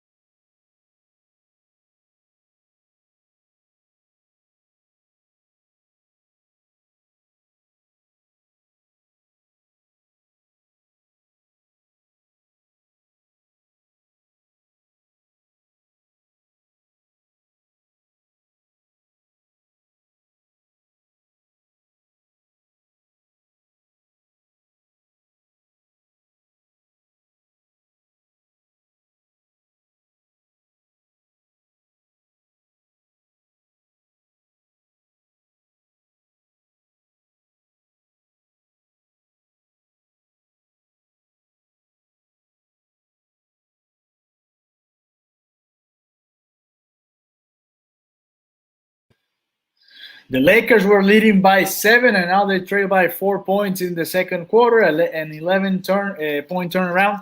The Heat starts the second quarter with the good defense. We saw a couple of plays there, how they denied LeBron James, and also being more effective from the three line.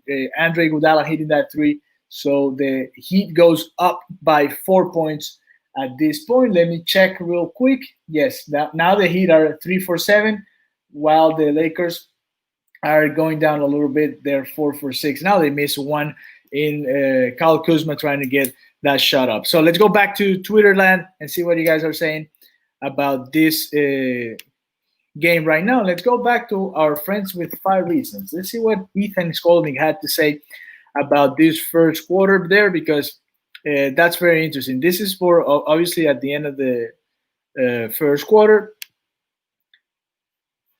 Oh, wrong Twitter account. Let me see. Go back. Wrong screen. Now let's go get it. 5 reasons. At 5 reasons you guys want to follow us. That's our main account, and we'll be tweeting from there, of course, all throughout the game. And that's Ethan Skolnick, our director there, tweeting from that account. Let's go back, and now you guys can see it. There you go. Butler's 5 for 5. KCP, don't love these possessions when Butler doesn't touch the ball. Yes, Butler has been the catalytic there. Mark Jackson's just saying stuff. Hit Nation, what's good? Bam is ready for the finals now. This is faster than the Heat like to play, especially without Dragic, but you'll take it with Hero and Robinson looking comfortable. Finally, some of the messages from Ethan Skolnick. Let's go to Brady Hawk, who's also been very active on social media during this game. Brady, let's see what he's saying. Okay, Miami was going to need to survive these minutes without Tyler Hero and Jimmy Butler on the floor offensively.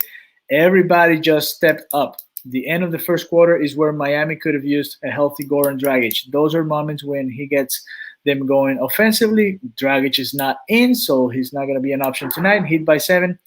Duncan Robinson 5 for 10 from 3. Oh, that's his prediction for this game. Tyler Hero has his best game in the finals. First quarter dominance due to Miami starting death lineup. Well, they lost the first quarter, so right now that hasn't happened, but it's still a possibility for the Miami Heat to win by 7. Right now they're up by 4. Let's go back to you guys. Let's see what you guys think about this game so far. Miami Heat up by 4 with a lot to play still in the second quarter of this game. I think Lakers are going to win this too. Thank you to Don for sending your message. Iggy by our friend Purple Rain. Let's go. New York Kane. The bench is playing very well tonight for the Heat. Lakers, what are bringing it tonight? New York Kane, this team is clicking, guys. Let's light this Lakers pack. Heat, baby. Duncan dropping 30 or more tonight. 33-29 Heat. Amazing that. Bam is having an impact. You can see it on the rebounds and Justin Preston. All right, we're going to be back watching the game, and we'll talk to you guys as soon as they ask for another timeout.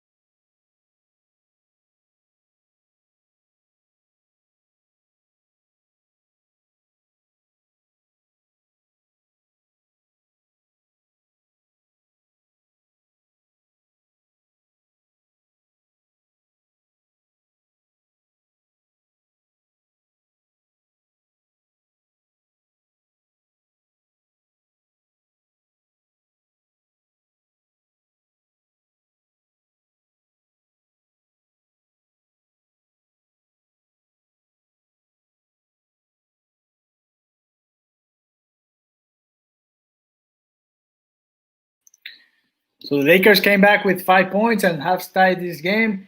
3 by Marcus McGriff. Let me see. Yes, 3 by him, and it's 39-39. It's been a very interesting game. The defense by the Miami Heat's doing a great job, but the offense hasn't been as effective. And there you can see why the game has been so even. Hey, Brown, you're in trouble. It's tied up. Miami's still losing the 3-point battle. Missed opportunities, man. Like, what the fuck? Yes, let's see how many shots have the Miami Heat made from 3, because that's an interesting point right there that you guys are making.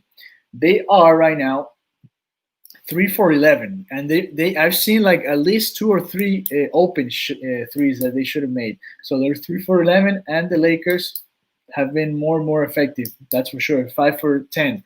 So 50% for the Lakers, only 27%, around 27% for the Miami Heat, and that has been the difference, man. If you check actually the stats for the big guys, James has only 8 points, Davis has only 6 points. So Caldwell Pope's still leading the team with 10 at this point. And this last 5-0 run by the Lakers was without LeBron on the floor right there. So let's see what you guys are saying right here. Purple Rain, okay, these deep Heat threes need to stop. Look for better shots. Yeah, especially that Jay Crowder one after a rebound. They could build something different. Jimmy needs to be aggressive, plain and simple. They are not capitalizing on turnovers. David, completely agree. And Lakers 3-point shooters so strong. Well, I don't know if they can keep that rhythm. They did it for the first half of the first game of the finals, and they dropped from there. What they're doing right now hasn't been their actual rate in this postseason or during the season. If you look at their numbers, what we have seen, they're taking less threes. That's also true. They've, only 10 times they tried tonight, so that's a little less than their average in these finals. Morris is so garbage and annoying. 6'8" and can only shoot. Yeah, Jimmy making bad plays last few possessions.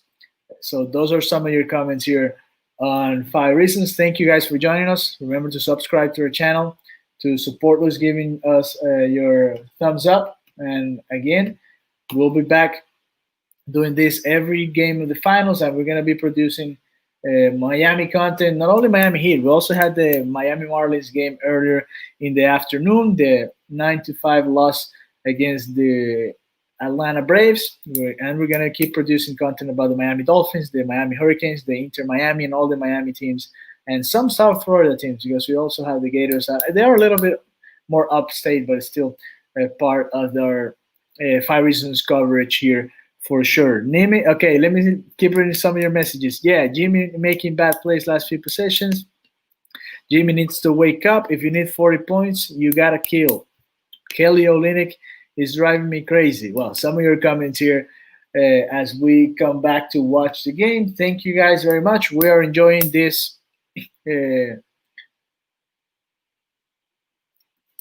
this atmosphere here with you guys. I enjoy a lot of your messages, so keep sending them, because it's been a great initiative here in the 5 Reasons YouTube channel. Thank you very much, and we'll be back as soon as they ask for another timeout. All right.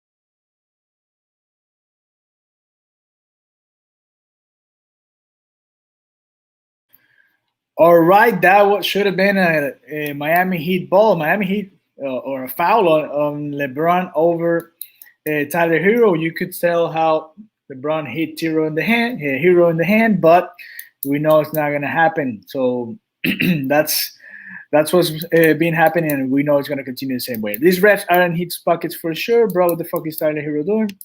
Lakers have the refs on their side. He needs to be benched. This is why Jimmy needs to call the ball, and I'm tired of missed opportunities, man. I'm sick of it. How? Only 3 fouls. Garbage. Jimmy B. Ghost. He only dropped in 25 points this game. If we lose by 3 points, I'm blaming Jimmy. All right.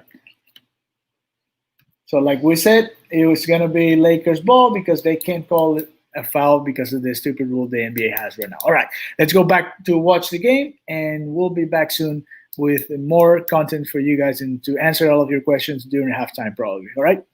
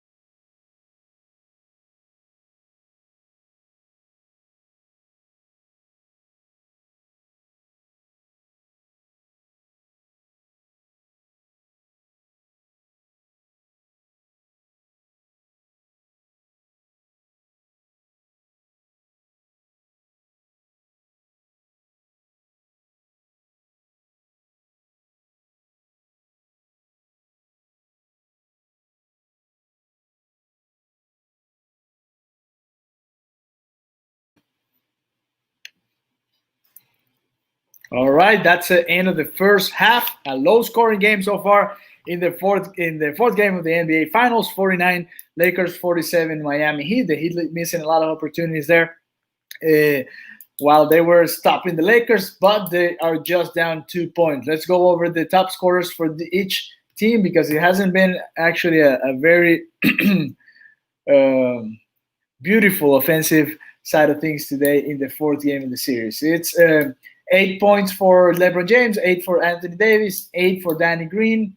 Caldwell Pope scored those 10 points early in the game, and that's where he stayed. He's still leading the Lakers in scoring. Kyle Kuzma with 5, and Alex Caruso 7. Markieff Morris just 3 points. The Lakers ended up with 7 for 16 from the 3, still hitting a little bit more than average during this season. So they missed a lot of threes now. So they even add a little bit what they did from the first half, but they're still shooting over their average of the season. So expect that to come down a little bit in the second half. Let's go to the Miami Heat and see what they're doing right now. In points, Jimmy Butler leads with 13. Not a very good second half or second quarter for sure. And we're going to read your comments here in a second.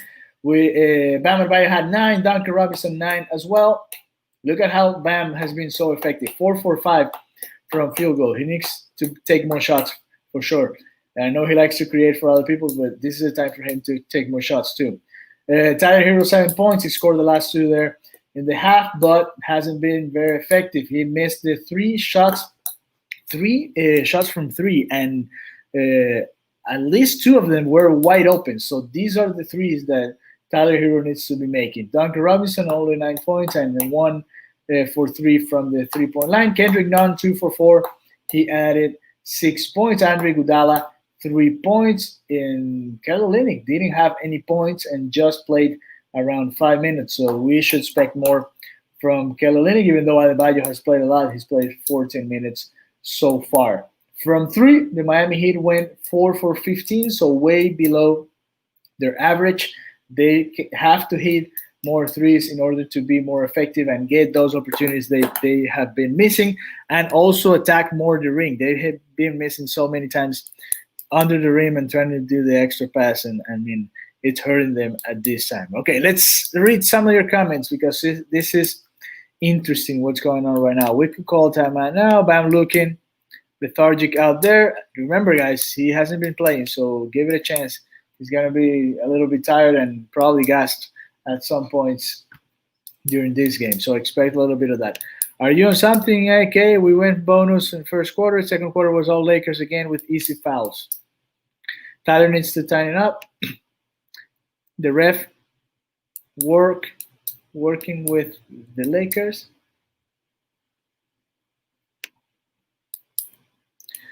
Tyler needs to get his shit together. Tyler needs to realize he's in the NBA Finals.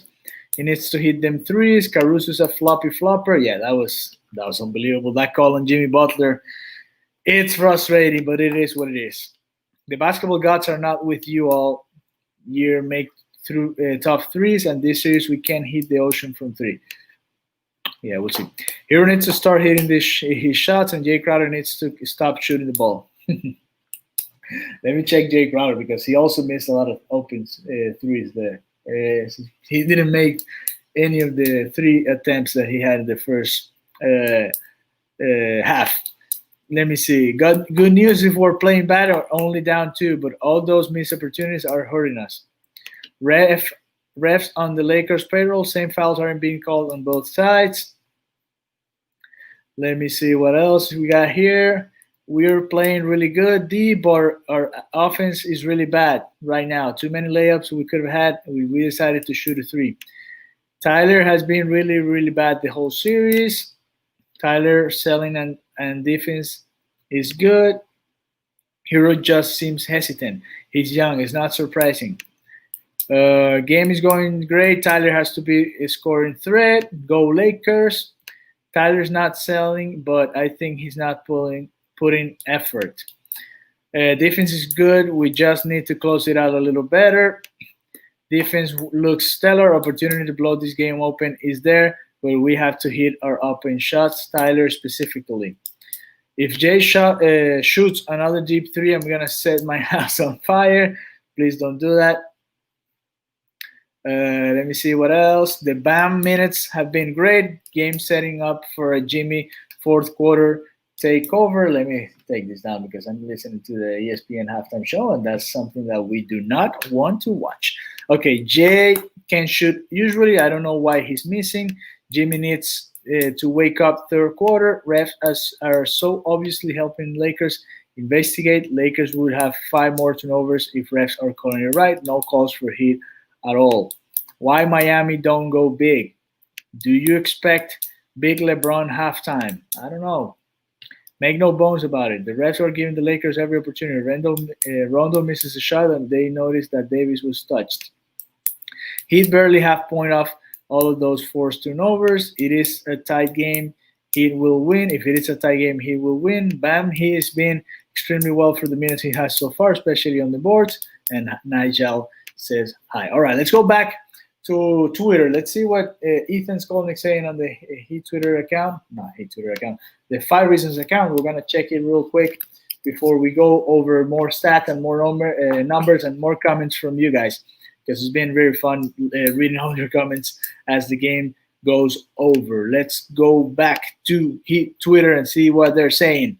Okay, let's put it in the full screen so you guys get a good look of what's going on there. There you go. Halftime, the points for the Lakers, 49-47. Butler 13, Bam 9 points, 4 assists. Duncan 9 points. LeBron 8-3-4. Not a great half for either one of the sides.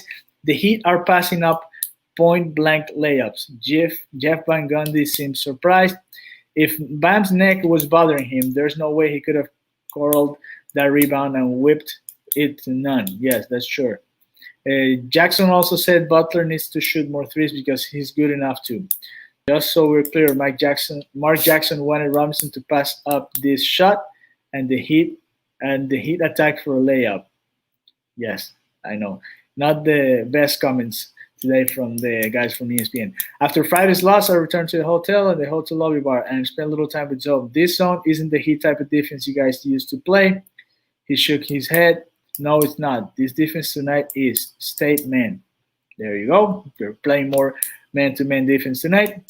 Duncan Robinson just picked the LeBron James pocket, and now 2020 is complete. That rebound by Adebayo, what a first half this is for him. Some of the comments by Ethan Skolnick on our main account, 5 Reasons, at 5 in numbers, Reason Sports. And then we're going to keep reading some of your comments here because it's very interesting what's going on. Go Miami, Santiago Macapuno Jr. Yo, if we did good on offense, this game would have been us by 10. I agree with you. Go Miami Heat. Heat needs to wake up with threes. Lakers had 2 foul calls by the 7-minute mark of the second quarter. If we got the offensive calls also, laughing my ass off. Stop looking at the ref and stop crying, ESPN just said. Yo, Paul Pierce finally said something good about the Heat. Ooh, that's bad news. Hopefully he doesn't say anything else about the Miami Heat. Anything good. Jimmy needs to be more aggressive. 7 shots is not enough. Tyler needs to shoot less threes. It's too much. Well, actually, Tyler just shot 3 times from 3, so it's not that much, actually. He's just missing the shots, so they look more and more. So between Crowder, Robinson, and Hero, they are 1 for 9. That's the difference right there. Those a lot of open threes that are being missed by the Miami Heat. By the way, the Rays are winning 6-4 against the Yankees in the 5th inning. So if you guys are interested in MLB, that's going on right now. Let me see what else. Duncan got fouled on like 3 3-point attempts. Bro, stop crying. You're pain. The rest are intimidated by the Lakers. Lakers get all the calls. It's not fair. He'd care about to put the Lakers on skates. Lakers cry so much. Nobody cries more than LeBron. Well, it's been right there. Caruso can flop too, so he's a good flopper. Best flopper on the court right now. The Lakers attack the basket nearly every possession. They are always going to get called. Take advantage of their sloppy play. The Lakers have been playing on their heels all night. Go Miami. Tyler needs to slow down their own heels. Defense. Some of your guys' comments here in the first half. So the Miami Heat is down by 2 in the first half. After the first half of the Game 4 of the NBA Finals, send Caruso to Hollywood, bro. Yeah, I agree.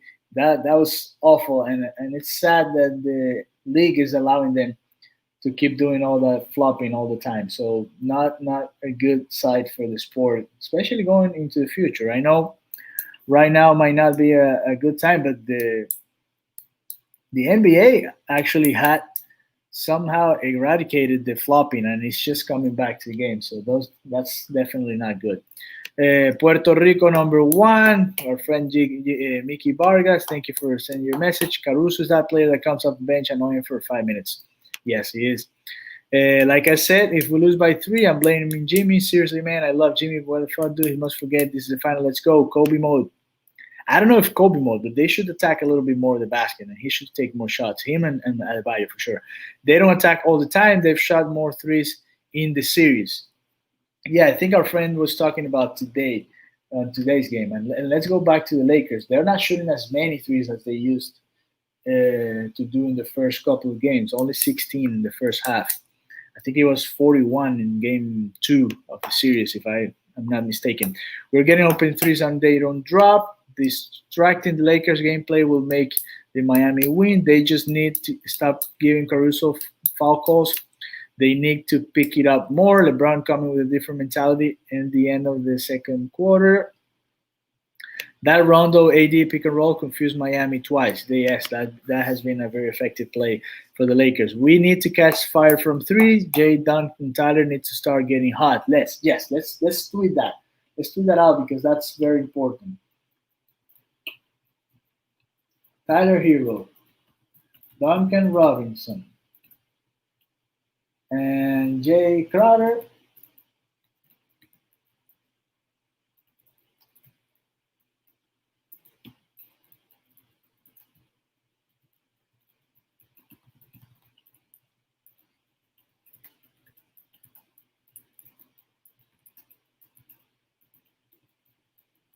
Give me a second because I'm writing down something here, and I don't want to be mistaken.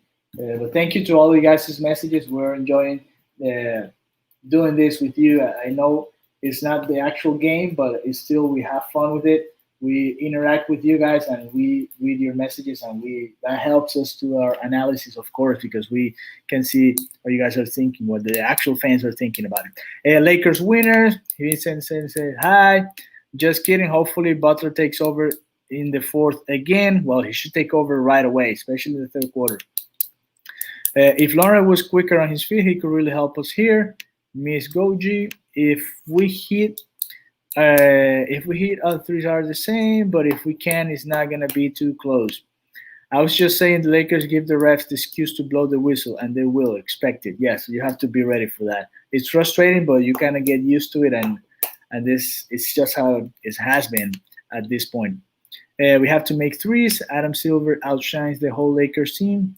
How's LeBron complaining right now? Not a technical foul. Yes, he was complaining a lot, and Caruso was the one getting a technical foul at the beginning of the 2nd quarter. Lakers cool. LeBron's a crybaby. He said he got hit in the head, but didn't.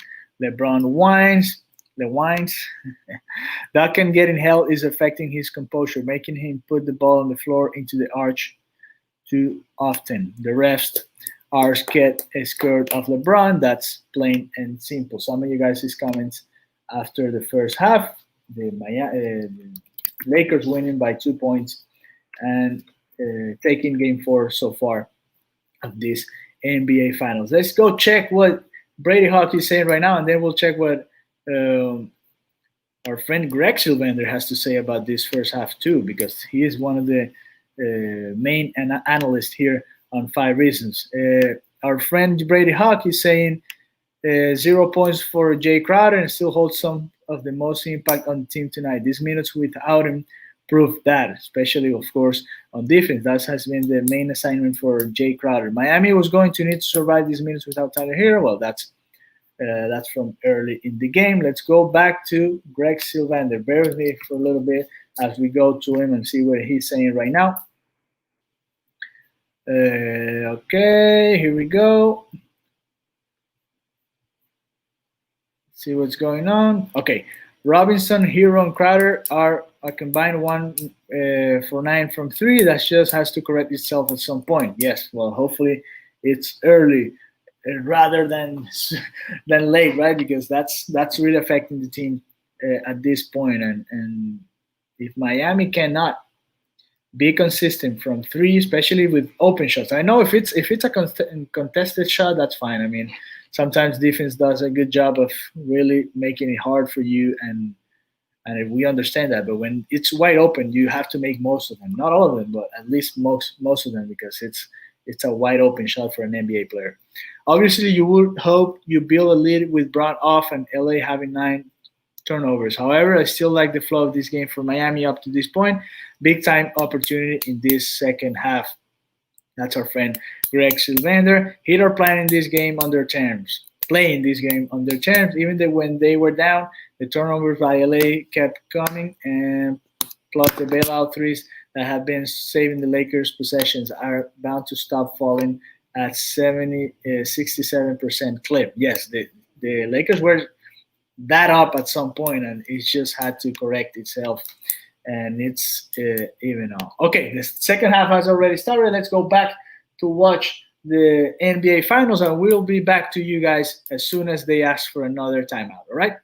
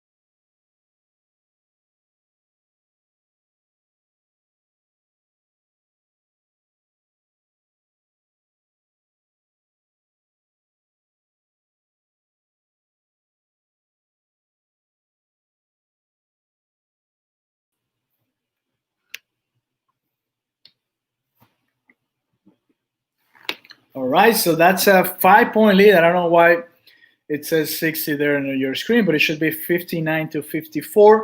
The Lakers playing good defense. The Heat struggling a little bit to create some offense, and that's the 5-point advantage for the Miami Heat. What do you guys think for the Lakers right now? What do you guys think about why can't we shoot at this game? He said, good. Well, yes, we missed. Butler just missed one. Crowder just missed another one. I mean, they've been more effective. The more they attack the basket, the more effective they've been so far. So hopefully that's the case for the rest of the second half, I'm sorry. And the Heat can be more effective that way because it's been a struggle for them in this second half. And I think throughout the entire game, I don't know why they haven't been more aggressive towards the basket. I know the Lakers are playing great defense, but still, they should have been more aggressive towards the basket and trying to get those points off the paint. Let's go back to Heat Twitter and see what they're saying right now. Welcome to our old live Twitter party here. Third quarter of the fourth game of the NBA Finals. A really, really even matchup between the Lakers and the Miami Heat so far. Crowder shooting like he has money on the amount of threes he'll miss tonight. 0 for 4 today from 3 by Jay Crowder. Can we make a shot, please? All you can Heat. Somebody woke up. Well, LeBron James just hit a deep 3 a couple of minutes ago, and now people are thinking that he's just the greatest at this point. Look at that floater by Tyler Hero. Let's replay it again. Look at that. Great rotation. He goes to the paint. Anthony Davis gets a great coverage, great defensive effort, and just a huge floater over his head. That was a fun play to watch. Great defense, horrible offense, must fix. And here's where we can see more of Olynyk, right? We saw a little bit of Kendrick Nunn earlier, and maybe that's the answer to trying to get more offense that way. But still, it's going to rest on Jimmy Butler's shoulders every time. Every time Jimmy passes under the hoop, instead of shooting and someone makes a 3. Okay, the fact that Mike Brand said Bam isn't hurting is fake news. For starters, how the fuck does he know? Because I know he doesn't miss that many free throws or let Rondo steal the ball from him with 2 hands on it. I'm not going to be mad if Crowder hits a shot or 2 tonight. No pressure. We maybe saw with 1. He lost, started the second half great, but man, we're lose focus. It can get ugly fast. Some of the comments there. On Twitter, we're back. It's actually 59-54.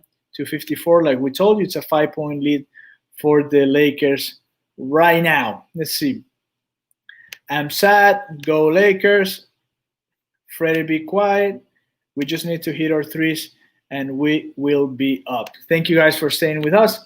Remember, we're going to be here for the post-game show as well. So if you are not following or you're not subscribed to our YouTube channel, you should. This is time to do it because we're going to do a lot of content about the Miami Heat, and that goes right after this stream that you guys are watching right now. We're going to go with the post-game show and enjoy what the guys had to say. That's going to be hosted by Alphonse Sidney. We're back in the bubble. The game's underway again, and we'll be back. Let's go Heat.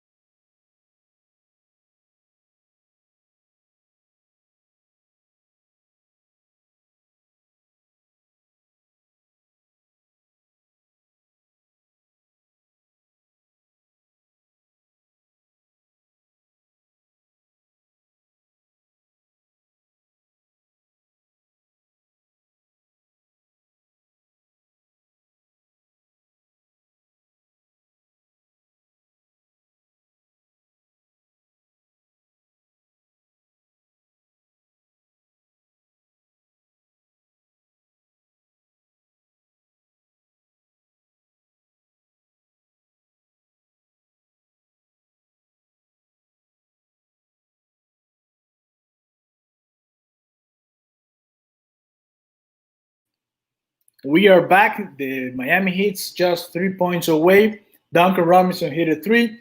Jay Crowder hit a three. So your prayers and thoughts are becoming a reality now in this last couple of minutes. LeBron James also hit a couple of threes, so the difference still 3 points for the Miami Heat. He hit one and Crowder hit. Go Los Angeles, watching from the Philippines. Crowder hit a three. Flash 5 Lakers. LeBron hit a three. Go LA. Bron just needs to shave his head. Come on, Miami. Robinson, baby. Ty Robinson. I honestly think he doesn't want to be accused of copying Michael Jordan. Well, those are two of the greatest players that have ever played the game. So our compliments to both of them because they are great and they made this game to get or to reach another level, and we have to be thankful for that. Heat in the beat lock. I mean, they're right there. They're hanging out. The Miami Heat just needs a crazy good run, and they will be up sooner than later. And if they keep playing defense like this, they will get later. They will get the lead later in the game. Let's go back to Twitter. Live Twitter party. So that's what we do here. We check what's going on Twitter. We comment the game with you guys, and that's how we enjoy it. I can't believe that to get Miami's logo and the hashtag, you have to do Heat Twitter and not bring the Heat. Shake my head. What a waste. Well, we love Heat Twitter, so that's how we do it. Tyler Hero, the circus shot over AD. Yes, we should watch it every time we get a chance. Look at that. And it's in. Duncan Robinson, sniper. Finally, if LeBron's going to beat us throwing 30 feet 3-point shots, then so be it. Yes, I agree. He got to start making their shots. I don't care how good their defense so far. These Lakers ain't going to miss a lot of shots. Vinicius, vamos porra.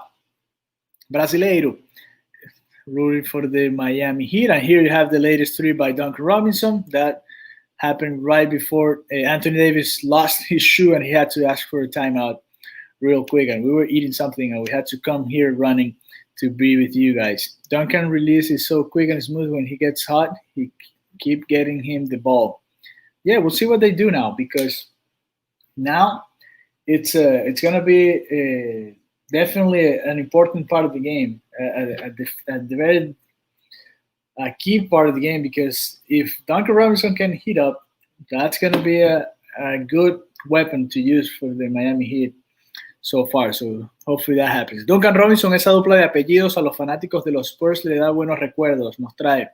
Y hoy es el nombre del jugador del Miami Heat. All right, we're going to be back watching the game. We're going to be here with you monitoring what's going on and keep sending your messages over. We are enjoying this very much. Thank you for joining the 5 Reasons YouTube channel, and we'll be back to you soon.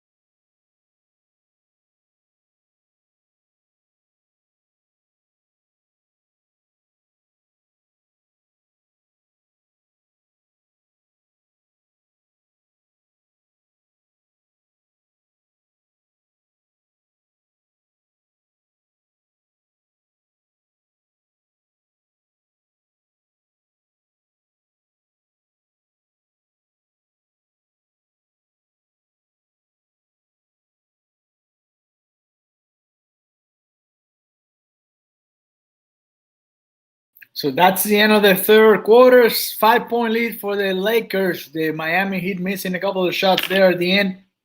Tyler Hero and then Jimmy Butler to finish the third quarter. It's a 5-point advantage for the Los Angeles Lakers. So now we're going to have finally a very even fourth quarter, and hopefully the Miami Heat can win this one. We want to invite you guys to, of course, be aware that we're going to have a post-game show here on the 5 Reasons YouTube channel. You guys can check that out, of course, whenever the game's over. You can turn over to their post-game show hosted by Alphonse Sidney.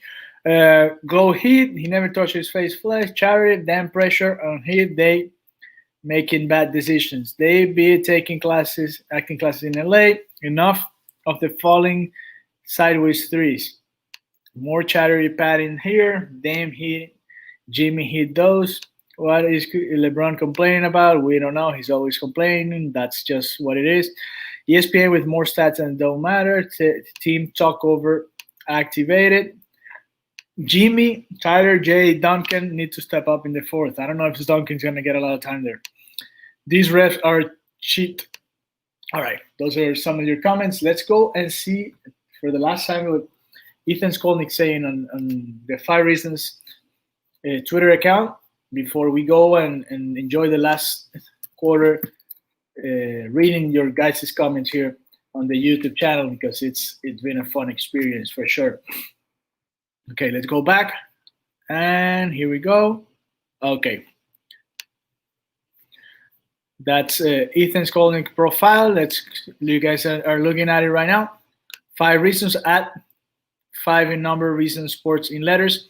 He trailed by 5 entering the fourth. Davis now 17.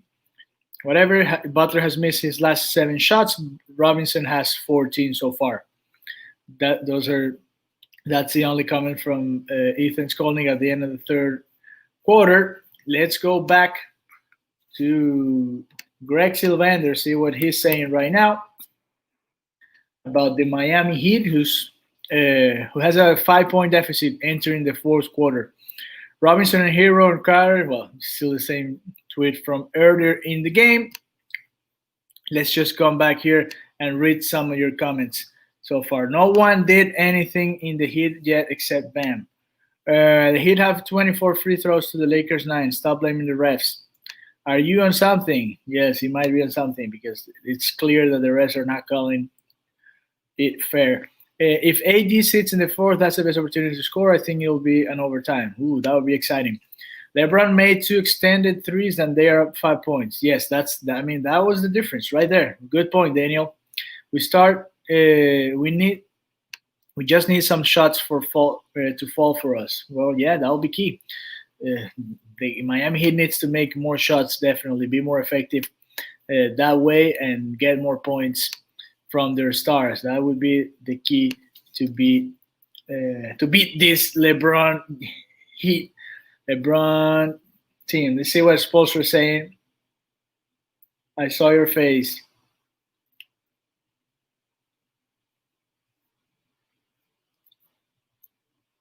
Okay, back against the walls again. Okay, the fourth quarter has started, so we'll be back talking to you guys in a couple of minutes, all right?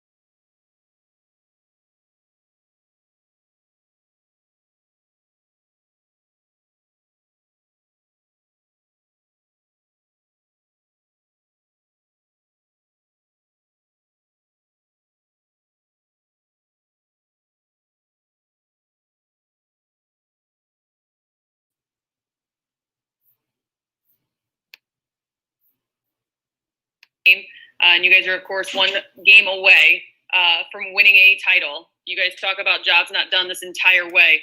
What's going to be the focus, and how do you keep that kind of edge to make sure you guys?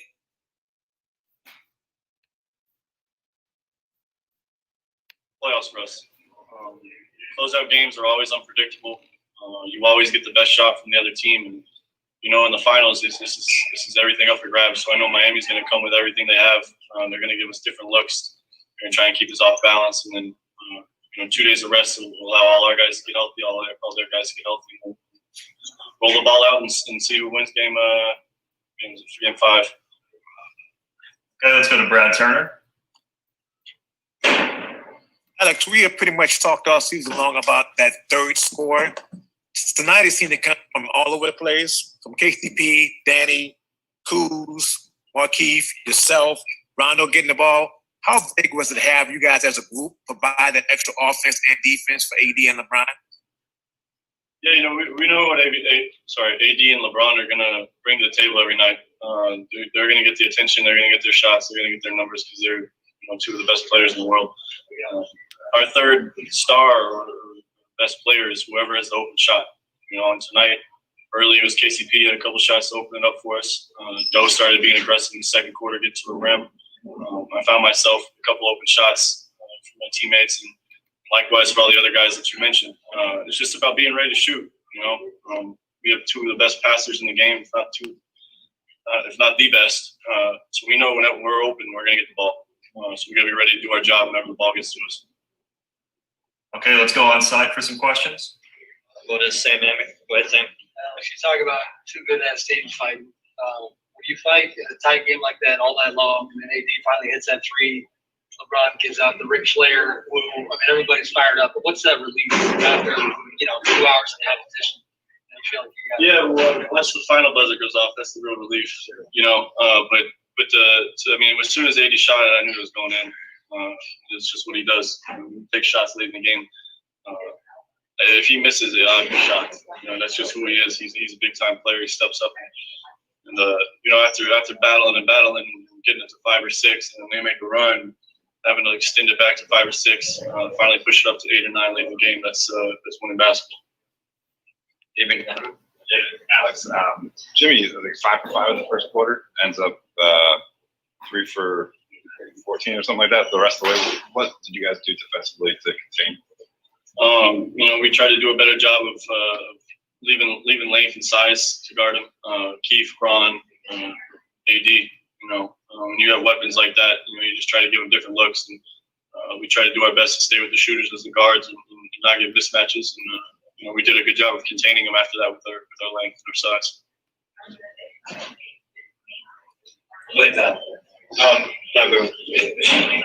Did you guys have any conversations in the last 2 days about increasing the competitiveness and sort of meeting Miami's desperation? Yeah, that's part of the game. You go up 2-0. That's part of the game that nobody ever talks about. It's really hard to continuously beat good teams. Like we saw, you lose a couple games, you play a little more desperate, you play the better sense of urgency. And I thought tonight we did a better job from the jump, meeting or exceeding at times their energy, their aggression, and just battling. Running into crash the boards, boxing out, containing the guy on defense, just showing that championship will. And I think it showed up at the end of that. This is kind of related to that, but just the physical demand of a game like that. I mean, it seems like guys on the floor every possession. Can you describe the physical effort it takes to beat that team and the toll that it takes? As much physical as it is emotional and mental. To be able to move fast, falling on the ground, and getting hurt, and locking back in mentally to your assignment, locking back into where you're supposed to be to help your teammates. That's part of the game.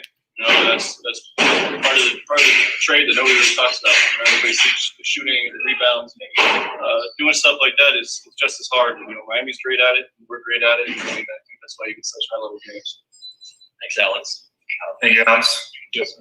Hey, Tyler, amazing performance tonight. You guys left the Lakers on their heels from start to finish, but unfortunately couldn't hang on in the closing minutes. How will you come back in Game 5? Just bring that same energy, that same focus that we had coming into the night and the last game. We're down 3-1, so our backs are once again up against the wall. We're gonna have to fight. The series is not over. We got a big, hard task ahead, but we have the right guys and the right group to get it done. All right, next up is David Wilson of the Miami Herald. Go ahead, David. Hey, Tyler. Game 3, you guys, it was tied, or you guys were down late, and then you guys kind of took the game over there. A lot of Jimmy at the end. Tonight, you guys tied it up finally, and then LeBron, I think, scored like 5 or 6 straight. But what do you feel like was kind of the difference in those last 6 minutes today, where they were able to pull away tonight as opposed to 2 nights ago? At the end of the game, some things go your way sometimes, and some don't. Things started going in their direction. They made a few more plays than us. They hit a couple more shots, and when you do that towards the end of the game, you end up winning, by 6. So credit to them. They made some big plays down the stretch. We were right there. We had our hands on it. We could have got it done, but sometimes things don't go your way. All right, next up we have Tab Deportes from Puerto Rico. Go ahead. Hi, Tyler. How much means for you have Jimmy Butler as a role player and leader in these finals? Yeah, Jimmy, he's been out there leading us, playing his heart out. When we have a guy like that, it makes it much easier for the rest of us to follow him. He's a great leader. He's been out there doing everything for us on both ends of the floor, and we appreciate him. Thank you. All right, next up we have Manny Navarro with The Athletic. Go ahead, Manny. Hey, Tyler. I wanted to see if you could speak to Bam's performance tonight, coming back from injury. It felt like he did a great job there in the paint, rebounding, and just the difference that you felt on the court with him out there. Yeah, it's always different when you have Bam out there. He brings so much to the floor for us on both ends. He played amazing for us tonight. He left his heart out there. He did everything. It's not easy to come back and play after sitting a couple games. So he played hard and he did his thing for us. And then if I could, a quick follow, just what you've sort of learned with Goran out, having to ball handle a lot more and being in the starting lineup, what you've taken away since he's been out and what the challenge has been like. Just relax and be patient, let the game come to me. Things are happening fast. They're a veteran team over there, and they'll try to speed you up with their length and really try to swarm you. But just relax and being patient, making the right reads. It's been good. Thanks. All right, Tyler, that's all. Appreciate it. Thank you. Hey, Kuz, you guys are now 55-0 when leading after 3 quarters. What is it about that fourth that speaks to the dominance from you guys as a team right now? I think it's just winning time. It's a super important time for us. We've been great all year at it, and if we can continue to play well in the second half, then we can continue that streak. One more win. For you, how would you kind of quantify what it is requiring of you this game right now on both ends of the floor as you hit timely shots and you get the timely stops, on this stage here in the finals? I'm just playing my role. I'm just doing what the coaches want me to do. Just make timely shots, get a couple of stops, play with energy. Nothing else, less, nothing more. As you just mentioned, you're 1 win away from winning an NBA title, a part of this franchise, what would be 17th. How do you stay even keel? You got an extra day before Game 5 then on Friday. How do you stay even keel and hungry? I really don't even want to think about it. I just want to finish this last game, if it is, to just play my hardest, play my heart out. When I focus on just doing that, then good things happen. So for me, I'm not focused on nothing else, but just when I'm on the court, doing my role and playing with my heart. That's it. BT, go for it. Thank you. Kyle, how important was it for the third against scores to be a group? You, KCP, Danny, Markeith, all you guys being that role as a third scoring for everybody else, for AD and LeBron? We don't have a third scorer. That's not how our offense is built. Our offense is really just AD and Bron, and then everyone else play team basketball. We've had a long season. Hopefully, you guys see that by now. That's how we play. So everybody just steps up at different times. That's what a team does. So that's what it is. Okay, let's go on side. Those of us in the media talked a lot after the last game about Jimmy's comments saying that you guys were in trouble. He said to LeBron, he said it earlier in the game. Is that anything that made its way into your locker room in terms of the conversation going into this one? No, not at all. We focus on ourselves and we try to control what we control, figure out what we need to do right or wrong. Trash talk is part of the game. Along those lines, how did you feel about the last 3 quarters? He wasn't as effective. First quarter, he's 5 of 5. He's a hell of a player. We did a great job of containing him, but he did a great job of finding his teammates. Their whole starting 5 had over 15, I think. So we did a great job. It's not always about scoring. Pretty sure he said that in media a couple days ago too. So yeah. Okay, let's go back here on Zoom. Let's go to Brian Kamenetsky. Hey, Kyle, how much of what you guys were able to do tonight down the stretch in terms of just stringing together stop after stop after stop is an extension of the regular season? Shots aren't easy to come by. That's just what we hang our hats on. That's part of the Lakers' DNA. That's why we're so good, and that's why we're in the finals, because we really care about defense. From 1 to 15, everybody tries to play their heart out. Sometimes it's always good D, better O, but we got really, really timely stops today, and it really mattered. Held them under 92, which is phenomenal for this team. This Heat team is so good offensively, and for us to do that, a little bit of momentum going into Game 5. All right, we have time for a couple more. Let's go to Christos. Hello, Kyle. Obviously, this win was the biggest one in this series until the next one. But how crucial was the last 5 minutes, especially in the intensity on defense, for take this win?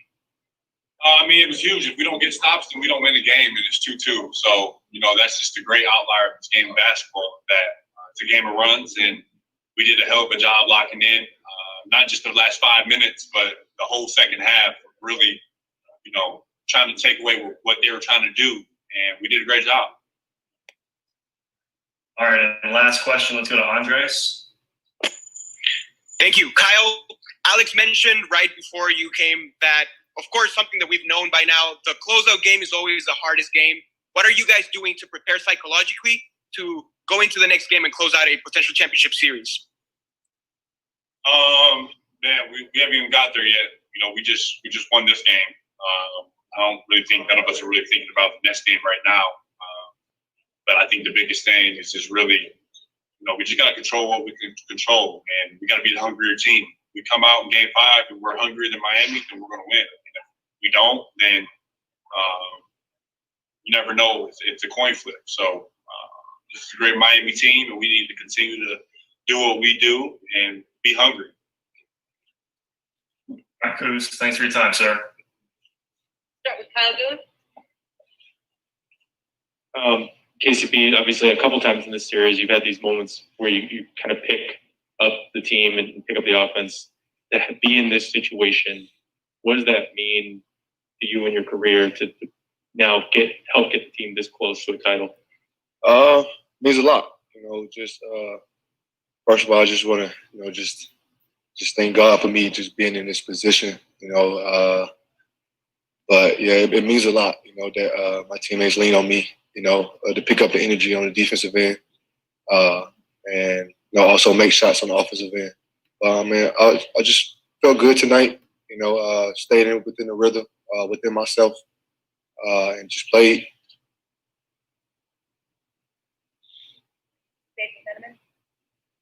Hey, KCP, welcome to the interview room. I know, right? The play as it developed, where LeBron finds you in the corner, you're sprinting to the spot. Is that just kind of like transition offense that you guys run based on instincts, or is that part of your set offense? And then did that set up your next drive at all? Or if you just talk me through that 5-point sequence you had. Well, we always want to run in transition. You know, we want to get the rebound and get out. So that's really what, you know, one of my specialties. You know, I'm always running from end to end, corner to corner. So once LeBron, AD, or Rondo, once they grab the rebound, I'm always sprinting to the corner, just being ready to shoot. And also just that play at the top of the key. You know, we wanted to exploit our mismatches. You know, so setting the screen and then either slipping, get the mismatch on Bron. You know, they both went with Bron and had a wide open shot, but he closed out, which they was doing all night, closing out hard, and gave me the lane down the middle.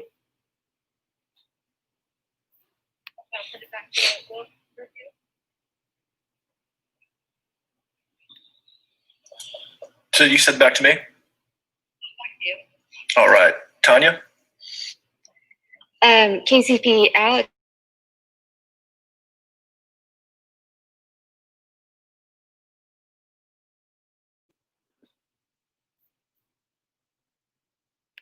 Something.